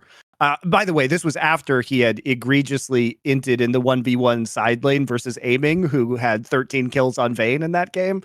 Yeah, and so I mean, he's literally just running it down. Like you can't tell me that this is serious gameplay. He's playing Cassante. There's a 13 kill Vayne, and he's just like walking into the middle of the bot lane. He's not like hiding under the turret and like trying to CS. He's like, like I am like an HP stacking tank, and this is a fucking assassin that shreds HP tanks. Let me just go bot lane and see what the fuck happens. He did it so many times in this game that it literally just looks like they want to lose. It looks like they just were like, yeah, fuck it. We weren't going to beat KT anyway. Just get the game over and go home. I'll go back on your latest episode of The Hater, because I actually want to see some of your reactions, especially to that Cassante ult on Lehens into the turret, where Lehens just perma-CCs I have a clip of it. I have a clip of it on my you don't even need to watch the whole episode. I have a clip on my clip channel. I can link it to you. Okay, yeah. But in any case, that moment, I was just watching the VOD of that, and I was just laughing my ass off. I was like, he surely thought that turret was dead, because you would not do that normally. Well, I don't think that's what it was. I think he literally fucked up the angle, but like it's so easy for him to get... Yeah. You want to take him over the wall in River as opposed to all the way over that thin wall as opposed to the thick part of the wall. But like, come on, man. Like, come on, bro. Like, this is just... That's too far. That is too much. I did enjoy Lehen's reaction afterwards, because one thing LCK production is great at is just like putting the players' comms in immediately. Like, they're so fast. I wish other leagues were as good at that. LCK. They did that in LCS, where like Shaden said that Haunter had AIDS. Did you hear that? I did. Did you actually hear that? That one was bad. That was great. That was great. One was so bad. You just hear Shaden. You hear Shaden, this guy has AIDS, and they just like put it up and like that. They're like, did anyone hear what he said? Like, he said Hunter has AIDS. Yeah, so I mean, they do that in LCS. You just got to watch more LCS live, Monte. You'll catch the... Too funny. I pulled up your clip, Tom. You were silent the whole play. and just hit us with the biggest. What the fuck just happened? Yeah, like, I couldn't believe it. I was actually shocked. I think it was. What the fuck? Was it an LCS? I think it was an LCS where they put a clip of all the Korean players like just cursing in Korean. Yeah. Because I was listening to that, I was like, oh my. Yeah, I think it was like the Avali thing. It was the Avali FlyQuest thing, right? With Vikla. Is that what you're talking about? Where like I forget. There was this one, I think it was an LCS, but there was this one. It may have been actually, no, I don't think it was an LCK. Was I it don't the think was an Overwatch LCK. League? I saw something with the Overwatch League have like, but oh yes, it was translated. Overwatch League. You're right. It was You're right. Overwatch It was League. Howl. I'm being silly. Yeah. Oh. Yeah, but it was just like because they didn't the production didn't understand Korean. And I was just like, holy moly. It was Overwatch League. You're right. That was so funny. All right, sorry, we got a little off track because of the play here by T1 and all right. Well, look, here's the deal, guys. Here's the deal. It does sound like Faker's coming back this week. As of this morning, it's Pro B back in Challengers. And it was intimated even previously that this would be the time in which we would see Faker return by Tom. Now, what shape Faker is going to be in is why is he returning now of all times though? Like it doesn't make sense to me that you're returning now because you're pretty much locked 5th. Yes, yeah, you are locked 5th effectively. I think it's to get form. It's to get form and heading into playoffs, a lower stakes situation. But we don't know what physical condition Faker is in. It does explain a lot of his individual performance if he was having a tough time earlier this season. But this leads us into a good point as it pertains to betting, because right now. It was actually better yesterday. Right now on Esports Bet, you can actually get 1.5 for T1 versus Live Sandbox, which if Faker is back, should be a very heavily favored T1 game. Maybe Dom disagrees with me on this point, but because they were not performing great even before Faker left. But if Faker is feeling better, it feels like it gets some values. 1.7 yesterday. But this is a great time to head on over to Esports Bet because they've got new promotions for you guys. For a limited time, you can get free esports coin, which used to be called DJT, is now called esports coin or ESC. And you can play for free with this, and then you can transfer it into USDT or other cryptocurrencies. So no obligation. And how you get a bunch of this free ESC is you can join the Esports Bet Discord for 10,000, follow them on Twitter for 5,000, follow them on Instagram for 5,000. If you do these things, go ahead and message them in their message the mods in the Discord, the mod mail, or you can just message customer support on their website and they'll credit your account with a bunch of ESC. And there you go. That's great. You can just go ahead and do that, play along for free, deposit cryptocurrency if you like. And as usual, you can get a 10% bonus on LFN's match of the week, which is going to be GG versus NRG. Take GG in that one, take Gold Guardians, and you get a 10% bonus up to $100 USDT or its equivalent in ESC if you're playing for free, or another cryptocurrency on your first bet only. So there you go. There you go. Odds are pretty good right now for T1 if Faker's returning. 1.5 Sandbox, just in case you're crazy. 2. No, 1.5 to T1, 2.5 to Sandbox. If you think Sandbox can win, and by the way, Sandbox is in the thick of a playoff push right now, and they have been looking better, then also good odds there. It's a big mess that Faker's coming back to. I mean, he's been there the whole time. There was an interview, I think, with Ashley Kang. With owner, yeah. Yeah, with the owner saying, "Oh, he's been in the room with us in scrims, it's and like he's been helping us." It's like, what the fuck is he been saying to you, motherfuckers? Like, is he just like telling you only wrong information? Is it like a wrong answers only type deal, or like what the like? I don't understand. Like, you guys seem like you're getting worse from week to week. Yeah, he was actually just testing how much influence he still had on the team, so that it was going to work.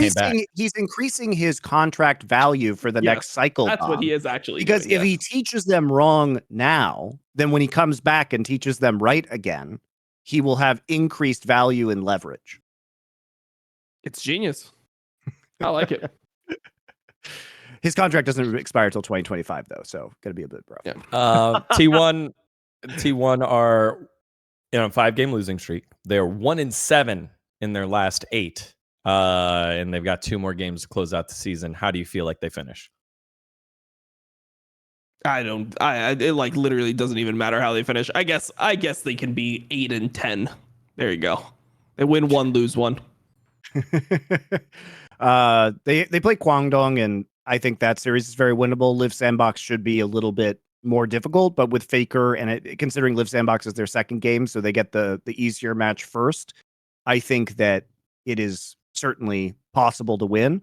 Also, otherwise Live Sandbox though, a win here would insulate them nicely against other teams for that 6th playoff spot. So Live Sandbox is definitely going to want it more. You can say that. Yeah. All right. Well, everything was on fire with T1. Next up, Galaxy Brain Club time for the creme de la creme. It was the LPL playoffs. We were in eliminations and the upper bracket finals. And man, it was great. I love LCS. I love watching LCS, but I feel like I am being cleansed of just crap in my soul when I watch LPL. Even if you just watch the highlights, or more importantly, what happens to me is I just tune in before I go to bed and I'm going to watch the highlights later. I tune in and I'm just like, God, Ruler is so good. That is going to be the topic of today's LPL playoffs is a fucking banger. It's just so insane. Been great. Yeah. Let's get into it. LPL playoffs, Galaxy Brain Club. Dgon, one of us now. I'm probably always going to come back to the LCS. It is. Oh God, always come back to it. But yes, I am now taken away from my sleep to watch more LPL. It's just you see, Dgon. The problem with LCS is this is why you need the relief of the LPL. In terms of comparisons, the LCS is just like taking a hit off of a harsh joint and you just cough. Right? Yeah. And it might make you feel good eventually, but the experience of watching the LCS is a little rough. Is there any way to improve your experience? That's a great question, Dom. Is there a way to improve that experience? Well, fortunately, Freeze Pipe has you guys covered, because if you have that same joint, but you take their new product, which is the blunt tip. This is a new glycerin chamber that you guys can get, and any pre-rolled joint from a dispensary, you just pop right in here. You can also do any 510 vape cartridge if you want that. And this only takes 20 minutes in the freezer, guys, only 20 minutes. And you can leave it in there all the time too. No harm. So I would head on over to thefreezepipe.com and get the glycerin blunt tip to cool the smoke by over 300 degrees. And it's a much more smooth and pleasurable experience, like watching the LPL. So if you are a connoisseur of cannabis, as you may be a connoisseur of League of Legends, the Freeze Pipe is the way to enjoy it. A cannabis connoisseur. We're just coming up with all the terms today, Monte. What was the other one? Counterpathing. If you're a counterpathing cannabis connoisseur who does not want to fight, the Freeze Pipe is for you. You don't want to fight the harsh smoke. Instead, you just want to roll with it. Yeah. Then get the Freeze Pipe.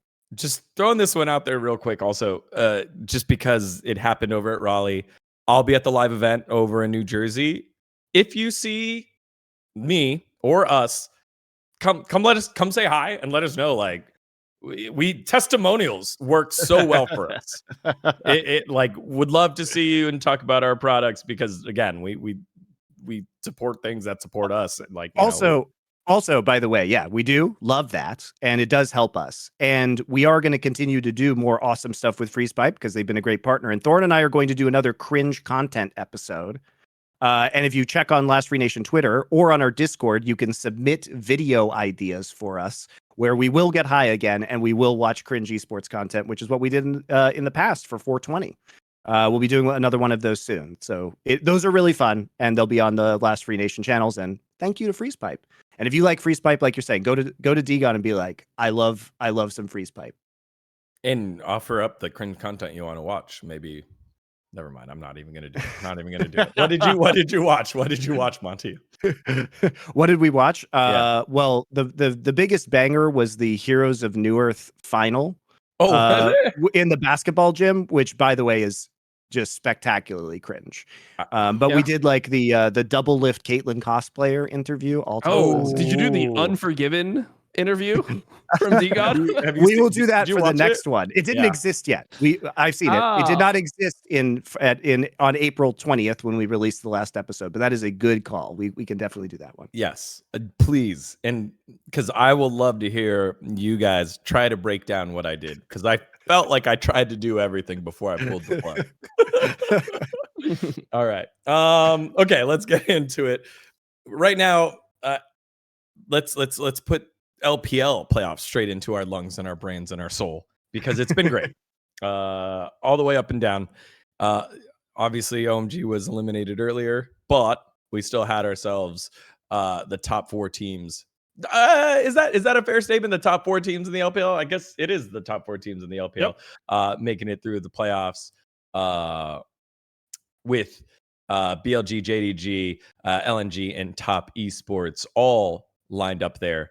The series that I got to watch was, I was watching on your stream. It was actually when you went to the bathroom, Dom. It was the JDG BLG game JDG 1. BLG? Yeah, and it was, that was the worst series. It was terrible. Yeah, but the play that you missed by Ruler was just nuts, and you came back. Yeah, like, Ruler. Did we see anything different with Ruler?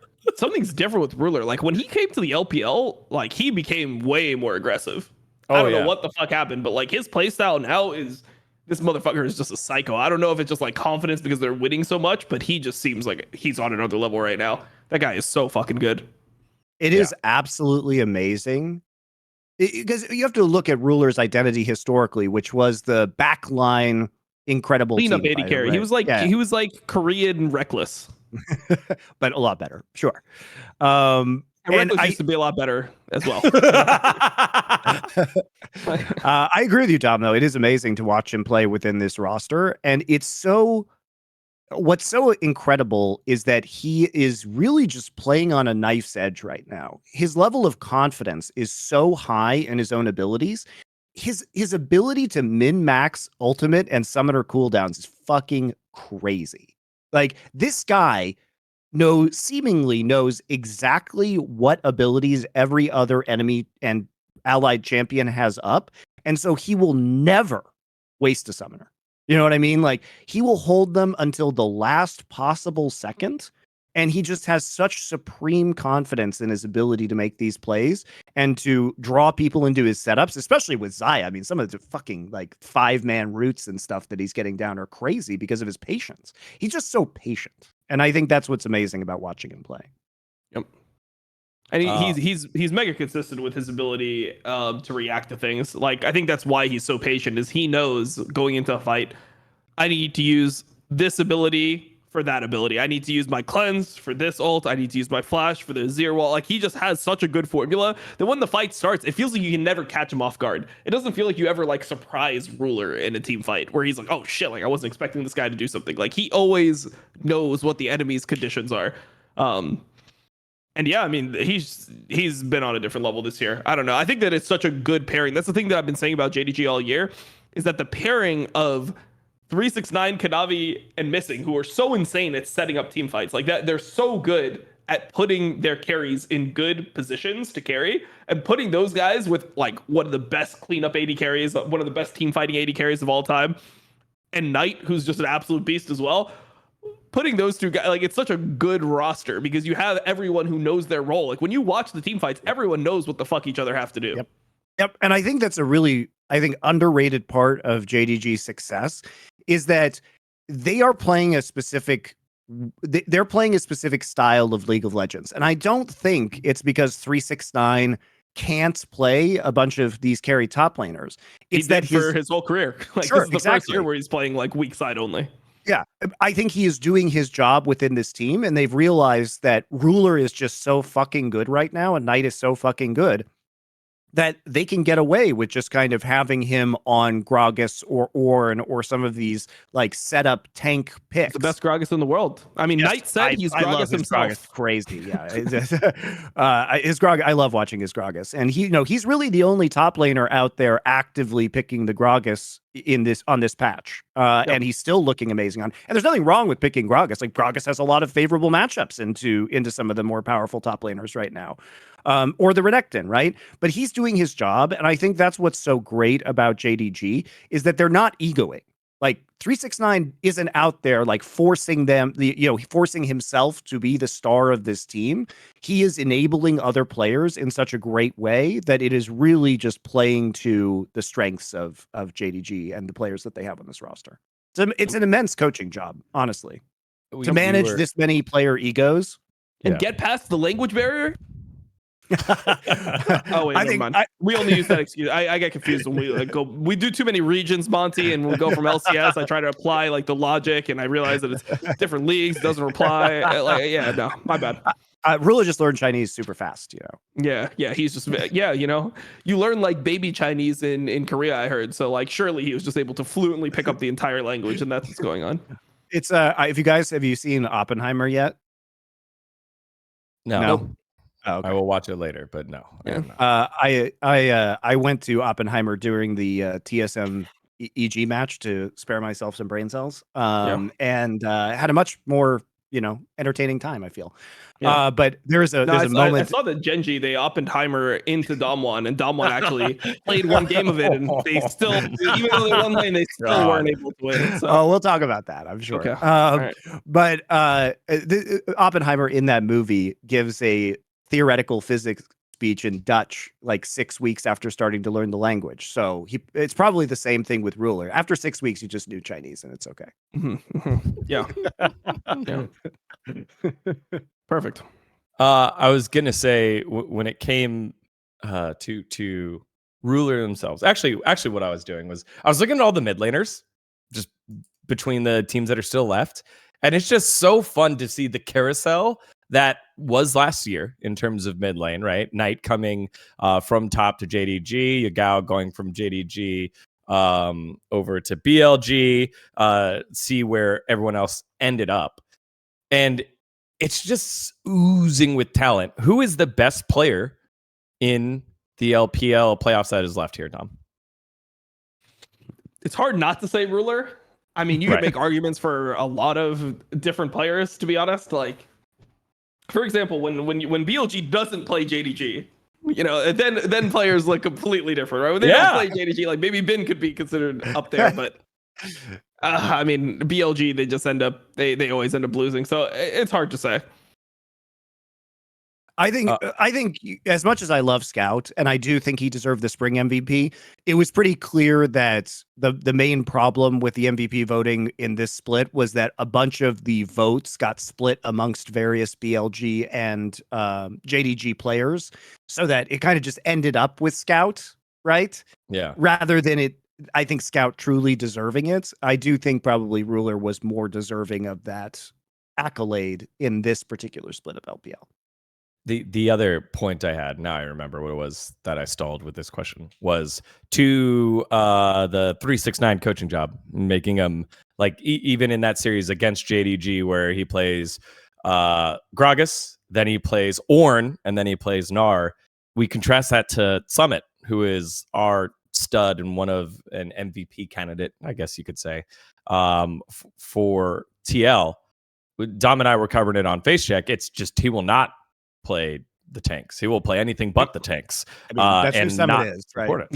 Yeah. But he has the ego. ability of a great player, but he won't do that to enable the other players on his team.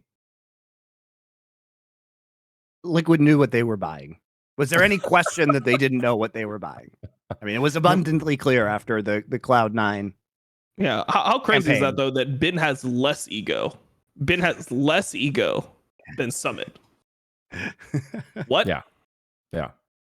That was my point. All right. When we look at these matchups here, Dom, which one surprised you the most? Was it the BLG, JDG? Did you drink the Kool-Aid that BLG would show up, or did you know the mental block was gonna just it is just No, I mean, I think BLG, I thought that they would perform better. I mean, I didn't know if they would win, but I thought it would be a banger series because BLG has essentially been preparing for this best of 5 since the summer split started. It felt like it was a foregone conclusion that they would be able to beat everyone else, and it was just JDG ahead of them. They got so much confidence from MSI, they improved a lot. They beat the shit out of T1 mercilessly. It was hard to watch even for me, how hard they were winning. And, they were able to carry that into their performances in LPL. And what they were doing was trying to Because like they were thinking about, okay, what are our flaws as a team? How do we hit that next level where we can actually contest JDG? And one of the ways they did that was Bin playing tanks. Like if you look at what he played this split, it wasn't like he was picking Jax every game anymore. He was playing Cassante a ton. He was playing Renekton. He's playing like the weak side top lane role, so they have that in their arsenal. So I thought that going into the series, they'd be able to like show what they had learned. Also, JDG was coming off a bad series versus LNG where they were underperforming. Kanavi had a stinker. Kanavi ran it down in that series. And BLG had been looking really fucking good. I mean, they set the record for the most wins ever in LPL. There's never been a team that hit 15 wins before. No one's ever won undefeated, but no one had also hit 15 series wins in LPL in the history of the league. So that was huge as well. And yeah, I just thought that I think BLG had an uncharacteristically bad game. Like I think it's more than just pure mental block. I think they were just playing bad on the day as well. It's like they were making decisions a lot of the time because they were desperate. I mean, you just see this in the game 3 when Elk and On are like dying early on in the laning phase, and then Bin is TPing into the mid lane to, try and get Dragon because they early picked a Gwen and they need him to get ahead. And like, it just feels like as soon as one mistake happens in these games, that Billy just goes into this crazy triage mode where they feel like desperate to make any kind of play. Like they want to introduce chaos into the games so that they can get some sort of edge back. It's like they don't trust themselves to play out a game normally and be able to win. It's weird. It's very weird because, to your point, Dom, they have done this repeatedly throughout the entire split. Like, they can play a normal fucking game of League of Legends and be one of the best teams in the world, and they just don't do it. Like, they once the choke starts with BLG against JDG, it's like the choke just snowballs out of control. What's the solution? What's the solution? What can they do? It just feels like this is a thing that they're not going to be able to get through it until they get through it. I know that's dumb. Pay me money. Great analysis. But that's what it feels like to me here. It's the boogeyman. Yep. It's hard to argue otherwise. They are performing very badly in these series. And there's not a reason why that is occurring. We could have said the exact same thing at MSI. Yeah. 100%. Okay. Well, a team that is no longer in this double elimination bracket, and yet again, Monte might get gated from Worlds, is Top Esports, who lost both their series against BLG 3-1, and then lost the lower bracket series 3-1 to LNG, putting them out at 4th place. They will still make it to the regional gauntlet. But how do we feel about Top Esports' performance here as they, worked through the playoff series and got to this point? But now going out here in 4th, is there concern that rookie yet again spending another year not getting to go to Worlds? Yeah, I mean, I think that they still should be favored, I would say, to go to Worlds, like in the series that they play, assuming that EDG, I mean, we obviously don't know. I'm assuming that what's going to happen is BLG beats LNG. If it is, I think unless LNG wins the title, so the way it works is unless LNG wins the title, BLG will go on points. So even if LNG beats BLG and LNG makes it to finals, BLG will still end up going on points. So LNG will most likely, unless they have double upset, unless they beat BLG and JDG, and LNG is just like the best fucking team in the world, they'll most likely play against EDG in the upper bracket. If LNG wins that, then Top Esports just needs to beat Weibo and EDG, and I think Top Esports is just a better team than both. They obviously beat EDG earlier this playoffs, and I think Weibo is just like, I don't know, the Shy is just too bad. So I think they should still make it to Worlds. I think that they're just in a weird spot right now. Like, Rookie's not playing as well as he was playing before, and they haven't figured out how they want to play with Wayward on the team. Like, if they are going to be playing Gnar and things like that and play Gnar into Renekton, they have to play, like, the other members have to put him in a position where he can actually play the game. If you play Gnar into Renekton and then you let the Gnar get dove level 3 and then you don't cover his push out and then he gets ganked again, like, there's nothing you can do as the Gnar in that situation. You're just guaranteed 0-2. There's nothing to stop the dive. You have to at least defend the dive, or you have to at least get the push out. You have to do one of those two, or it's fucking doomed, and they weren't able to do it. So I think that's one of the issues, is like Wayward is not playing well, but then they're also like putting Wayward in the worst spots possible with how they play the map early game. So top esports, there's just something missing. I mean, unless Rookie goes back into God mode, or they fix the Wayward problem and they start helping top lane a little bit, I think it's going to be hard for them to like do anything, even if they do go internationally. And even though I think Jackie Love had a really impressive playoff run overall, the problem is once you hit the upper tier of LPL competition, all of the AD carries are so good. All of the mid laners are so good that they don't offer, Jackie Love even performing very well is not going to offer a big enough like carry performance compared to people like Ruler or Gala or Elk, right? And so your advantages very clearly disappear, and it is really hard to win the LPL. I mean, I think it's amazing they even make top 4 with such a clear liability in the top lane in this meta. I do think they will qualify for Worlds because, fortunately for them, they only have to win one best of 5 against Weibo, probably. No, it's just one. 2. Top esports? No, I thought it's. I'm looking right now. What?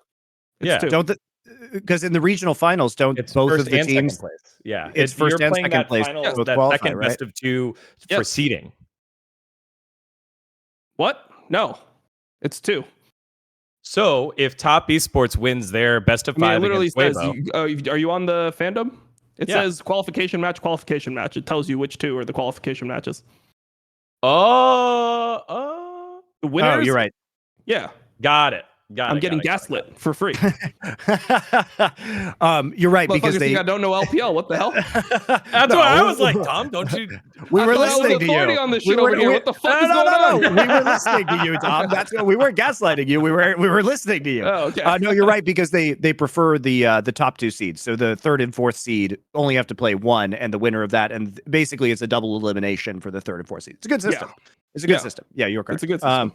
So, but even under those conditions, it does seem likely that top esports will be able to win a couple of. I mean, they should be the favorites in both of those best of 5s. Weibo and EDG. Now, if EDG upsets LNG or some shit, then I think they're fucked. Like they gotta hope that EDG loses, especially because Zika has been playing really well. That's been great to watch him perform better and better.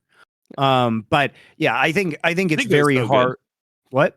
Zika is so good. I know. I'm a big fan. I'm a big fan of LNG in general, but yeah, Zika's performance has been awesome. So it's just really, the point is, it's really hard if you have such a clear weak point, because the other LPL teams are just going to abuse that 24/7, and then you lose. So either as a team you have to prop up that player, or that player has to improve, and it's just so hard to be in the top 3 of the LPL with such a blatant weakness on the team. Yep. I mean, top 3 LPL is hard. Like when you get into the top 3 of LPL, like these teams are fucking good. You can't have many weaknesses. Yeah, I mean we talked about it last week. Like you go through the resume of all the players in this playoff bracket, and it's just you've got world champs, world finalists, LPL champs, MSI champs, like all over the place. It's just you play against like a bunch of just champions, like a bunch of people that were almost every team has players that were considered the best in their role in their position at some point. Like that's just what it is. You just have to play against a bunch of fucking champions. So yeah. It's pretty fucking sick to watch. I think also like the games have just delivered. Like, I mean, so many of the series have went to 5 games. OMG versus EDG went to 5 games. Top Esports EDG went to 5 games. JDG LNG went to 5 games. LNG Weibo went to 5 games. It's like you're getting so many 5-game bangers between really insane teams, and there's a level of like desperation in the competition that you feel when you're watching the games, where like you can tell these teams really fucking want to win. And that just makes it more exciting, like you want to see teams giving it their all, and they're not like mentally collapsing. You see a lot of teams just mentally collapse, and you're like, all right, they're done. Like you go into like game number 3, you're like, yeah, this team's already shot. Like you can tell these teams will battle back from like they'll be 0-2. I mean, watch the Top Esports LNG series. That was a heartbreaking game 2 for Top Esports that they lost. Yeah. Like they should have won that. They're up like 8K, 9K. And then game number 3, they come back, and most teams will just collapse. They win that game. They force the game 4. Like they make it become a fucking banger. And I appreciate that. It was what it reminds me of The opposite is if someone dies with their thumbs up, and you're like, oh, I forgot to flash. You really don't see that here in the LPL. Everyone is outplaying to their final micro that they could do, and then they die. And it's like, okay, well, we got stat checked there, or rarely, or we got outplayed in a certain way, but they're still flashing, they're still using their thumbs. Yep. Do you have? And if somebody starts going down, like they're 0-2, 0-3, like they're playing the game out, like they're playing the rest of the game to like try to win. I mean, you saw Elk start 0-4 in the game number 4 versus Top Esports, and then he ends up with like 17 kills at the end of the game. It's just like 18 fights in a row that you get to watch. So yeah, it's big. Picks. How do we feel? Are we going to see in the grand finals BLG, JDG round 3? 8. Whatever they're on. Round 8 for the year. I think we will. I think BLG is a better team than LNG. But then again, like, dude, this Zika guy, I don't know. He's fucking different. Like, if you, what's so weird is when you watch Zika play, he's such a professional. Like, he doesn't make any like dumb mistakes. Like, he doesn't make those like rookie mistakes that you see out of people. And he's not technically a rookie. He played with IG last year. Like, this kid just turned 20 earlier this month, and he looks so insanely disciplined. And he can play everything. He can play carry tops. He can play weak side carry. Like, it's not just, oh, he can play carry tops with pressure. He can play carry tops with pressure. He can play carry tops without pressure. He can play weak side tops. He can play tanks. Like, this guy is just like, now I guess he's just a top 3, top 4 top laner in the entire LPL at this point. 1 year ago, he was playing with Shut on IG, going 14th place. I don't know. These players, like, I don't even know how where these players come from. Like, how do they become so good so quick? It's kind of fucking weird. Yeah. Going back to me, like, kind of just going through the mid lane shuffle of this year. Just go back, what, a year? RNG, right? RNG just rolling with this younger roster. I mean, they have Tung Yuan. Am I saying it right, Dom? Tung Yuan? Yeah, Tang Yuan, I think is what people call him. Like Tang Yuan coming on in, right? You let go of Gala. It's just a full like refresh of a roster here.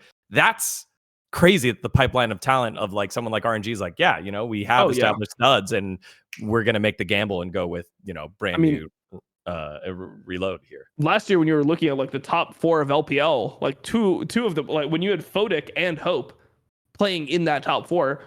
Both of those players who were competing at the end of playoffs were just in Academy the year before.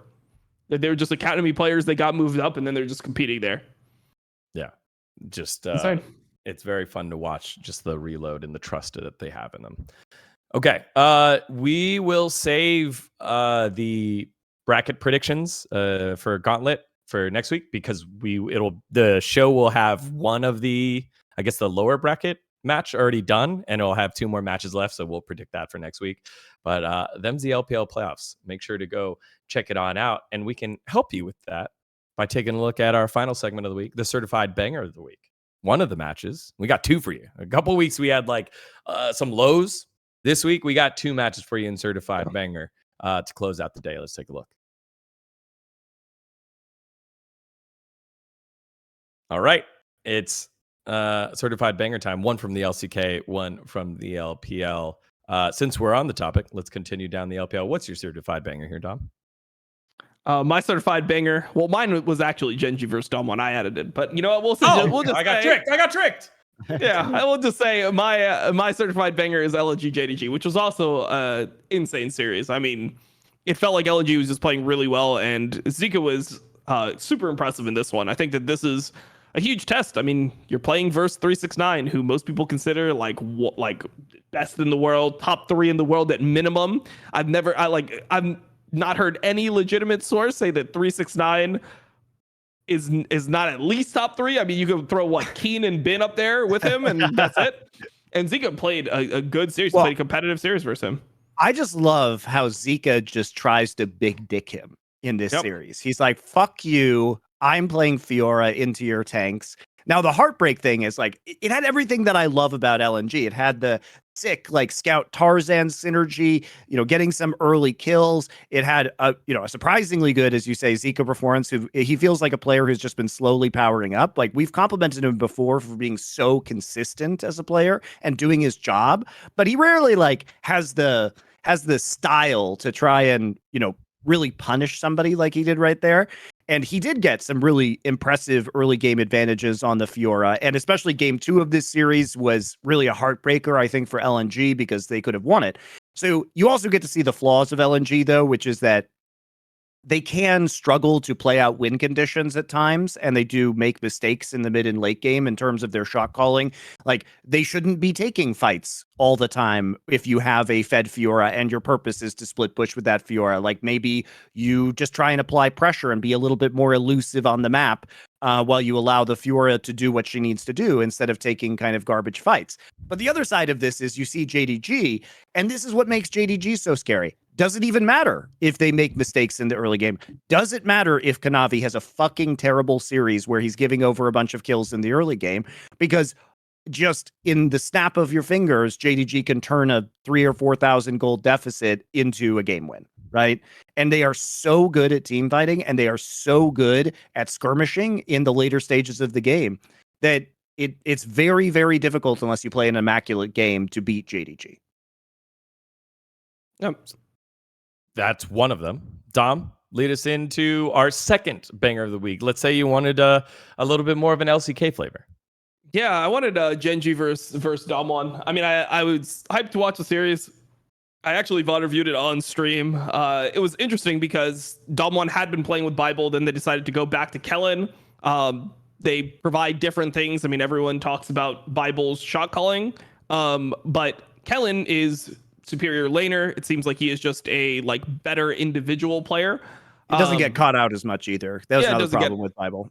Yeah, it doesn't get caught as much either. He just seems like a more competent individual player. He hit rank 1 in Korean solo queue even recently, so he's been somebody who was good before the reset as well. He's somebody who's been good, but they just haven't been able to hit that level. And in this series, man, you realize how cursed Dgon is, because when they play with Bible, they can't get into good enough situations consistently enough versus top teams where his shot calling can end the game. And then when you go on the other side of things, you have Kellen play. Kellen can get you the leads, but then somehow they fuck up the most insanely easy late game macro situations you could possibly be in. So I don't know, man. I don't know what's going on with Dgon. Game number 1 was obviously weird. You have the Nautilus jungle coming out from Canyon, which is now something that I'm seeing as a pattern with Dgon, that they keep on using the fact that Canyon can play anything to flex things into the jungle. That just shouldn't be junglers. He doesn't need to be playing Scion jungle. He doesn't need to be playing Nautilus. Just let him do his thing, man. Let him play a real jungle champion and let him be Canyon. I mean, he does it in the second game, and he was way ahead of Peanut in that game. But yeah, now we have this consistent problem of, okay, we're giving Canyon Nautilus, and then he's just 0-6 in the game. And, even though you have a 30 CS bot lane, you're not able to translate it. Game number 2, how the fuck does Dgon lose this game number 2? They have 2 inhibs. Drake is spawning. It's enemy team soul. All they have to do is go to the Drake, deny the soul, then move over. Baron spawning in a minute. They go take Baron, end the game top. You have 2 inhibs. It's so easy to play the game when you have 2 inhibs down, especially from the position that they were in, where they're just stronger. Did you like how Deft, who honestly had a pretty good game on Ashe, his team fighting is still really good. He literally just they made a split call, so he walks up the mid lane and then doesn't do anything in the base, doesn't try and end the game, and then starts walking back to the dragon while they just die next to the dragon. So Def just ends up doing nothing because his team is calling him in 2 different places at the same time. So he's just walking around in mid lane in the jungle, just in a fucking circle, spinning forever. I enjoyed that. Yeah, he does this.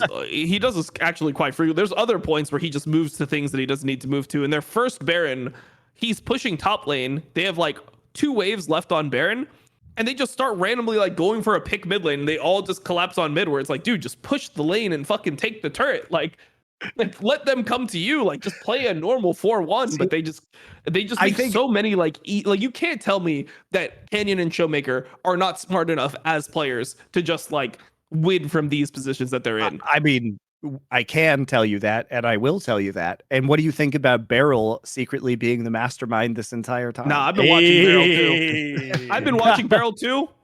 But maybe Beryl needs good players in order to mind control. I mean, he's individually bad, but I think Deft's problem is that Deft just is very passive in terms of his personality. And even though he is still a great team fighter, I mean, just technically as a player within team fighting and his mechanics, he's still really fucking good. But he needs to be told where to go on the map, and he will not make those decisions for himself, as far as I can tell. And there is no voice on this team that is making those decisions. That, we know this is true because that's why they put in Bible in the first place. They were trying to find that guy. Like, they need that they guy. fired their coach today, right? So that's something. Well, I think they didn't fire him. No, I think he had COVID. He has COVID. He's suffering from COVID. So I went to double check. Might just be an excuse. Might just be an excuse. But allegedly, it's a COVID issue. So I think with Dplus, though, it's a misleading article. Nice, excellent, excellent. Yeah. What do you expect from Reddit, man? Classic esports reporting. But I think what was interesting about this series. Why do they not put that anywhere? Because like the notice says that Acorn, head coach of Dplus Kia LCK team, has joined our challengers team as head coach. Head coach of our challengers team, Bubbling, has joined Dplus Kia as the LCK team head coach. So like they make it seem like he's just swapping. Right, Monte, you would know this better. From what I read from the comments, it was the fact that they need to have a coach like listed on paper, and he probably won't be doing anything with the LCK. Wait, team. We have to go into comments to figure this shit out? Yeah. Well, this is reading in between the lines. The lines. We don't know what's going on yet, but it is weird. I mean, maybe that's the COVID thing is a cover for it, but I think Dplus has some really serious problems, and it's why this team is so frustrating, guys, because if you look at game one in this series, I'm fucking loving this draft because this is red side draft with Dplus is a wonderful experience. If you're just in the pick ban phase, right? You're looking at this pick of Nautilus. What is Canyon going to flex into jungle next is always part of the fun part of watching Dplus play. And, they pick the Nautilus. That kind of like baits out the Sivir pick. And they're like, haha, remember Varus Heimerdinger from last year? Get fucked, Sivir Alistair. And I was like, yes, get fucked, Sivir Alistair. Yeah, let's go. And then, in fact, they do get fucked. And the pace is down like 40 CS. You're loving it. And then here comes Canyon to just int bottom turret for no reason. And they lose all the advantages that they have. So it's like their coaches set them up for success. They have great tools. But, if you give a table saw to a caveman, he's not going to be able to use it, right? He's still there banging rocks together. And this happens all the time. They have wonderful composition. And they just fuck up the execution so hard for no reason. DK, the cavemen of the LCK. That's what I heard from Monte. They're really strong, but don't use tools too good, Yeah. I mean, like that loss for Gen.G was just super criminal. Like, it's so easy to win the game. I don't know. I don't like. And what is Def just like a robot? Does Def not have like he just won Worlds? Isn't he supposed to be able to be like, hey guys, like this is how we win? Like no one knows how to win. It just seems very weird to me.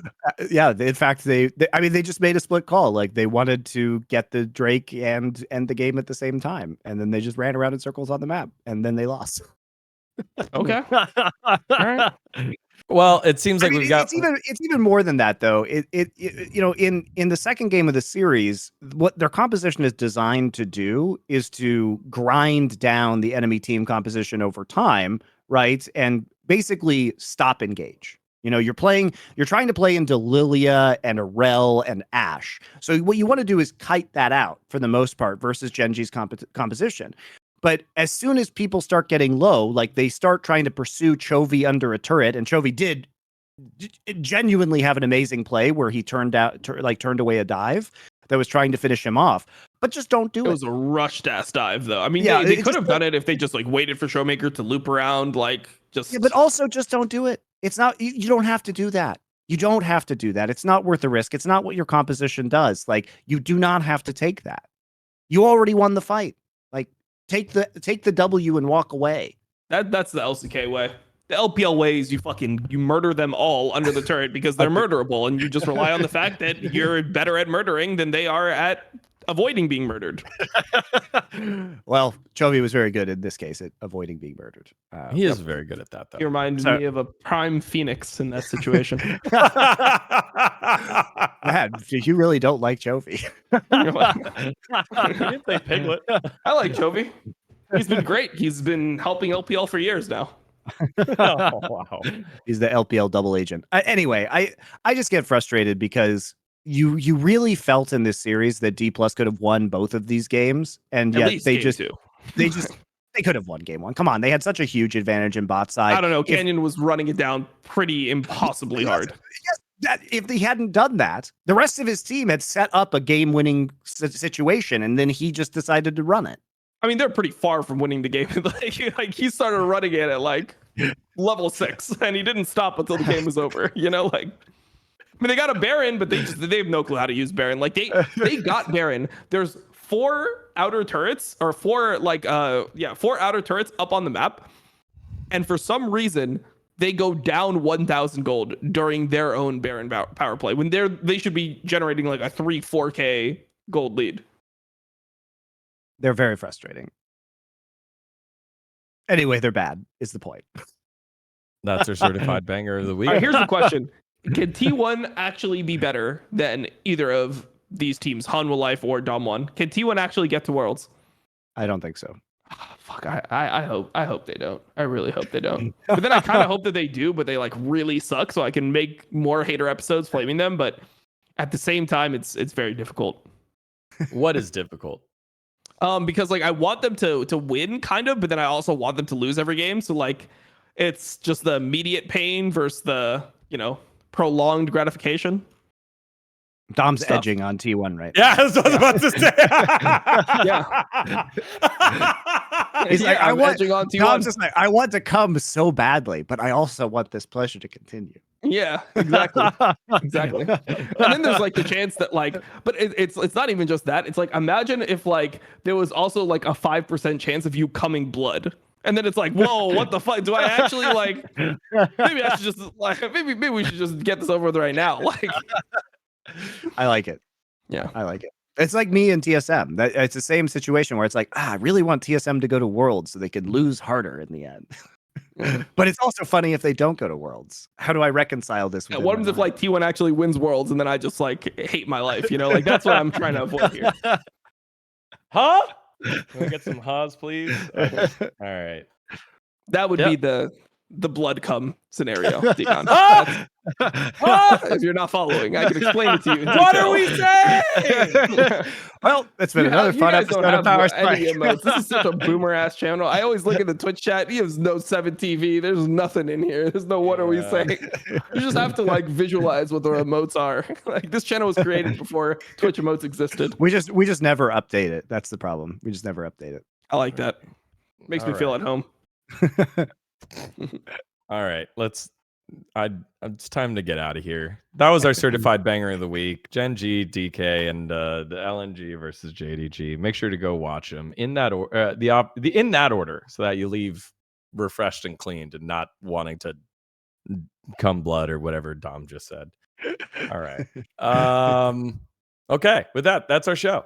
The week of League of Legends, a little bit of a lighter week, but still a hell of a show. We've got the finals for the LPL. We'll be covering that one. Also, we will be the day before the regional finals.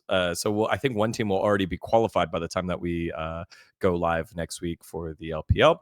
Obviously, 3-week break, so no LEC. LCS will have 2 Worlds finalists, or 2 Worlds participants qualified, and we'll have 2 teams eliminated by the time that we have our next show. And then LCK we will know the playoff push for the final spot. Whether lots to talk about next week. Huge week. Yeah. It'll be a lot of fun. Dom, you're co-streaming it all. Monte, where will people be following you this week? Got Summoning Insight this week. We're going to release another episode of Foreplay, which includes no blood in the they're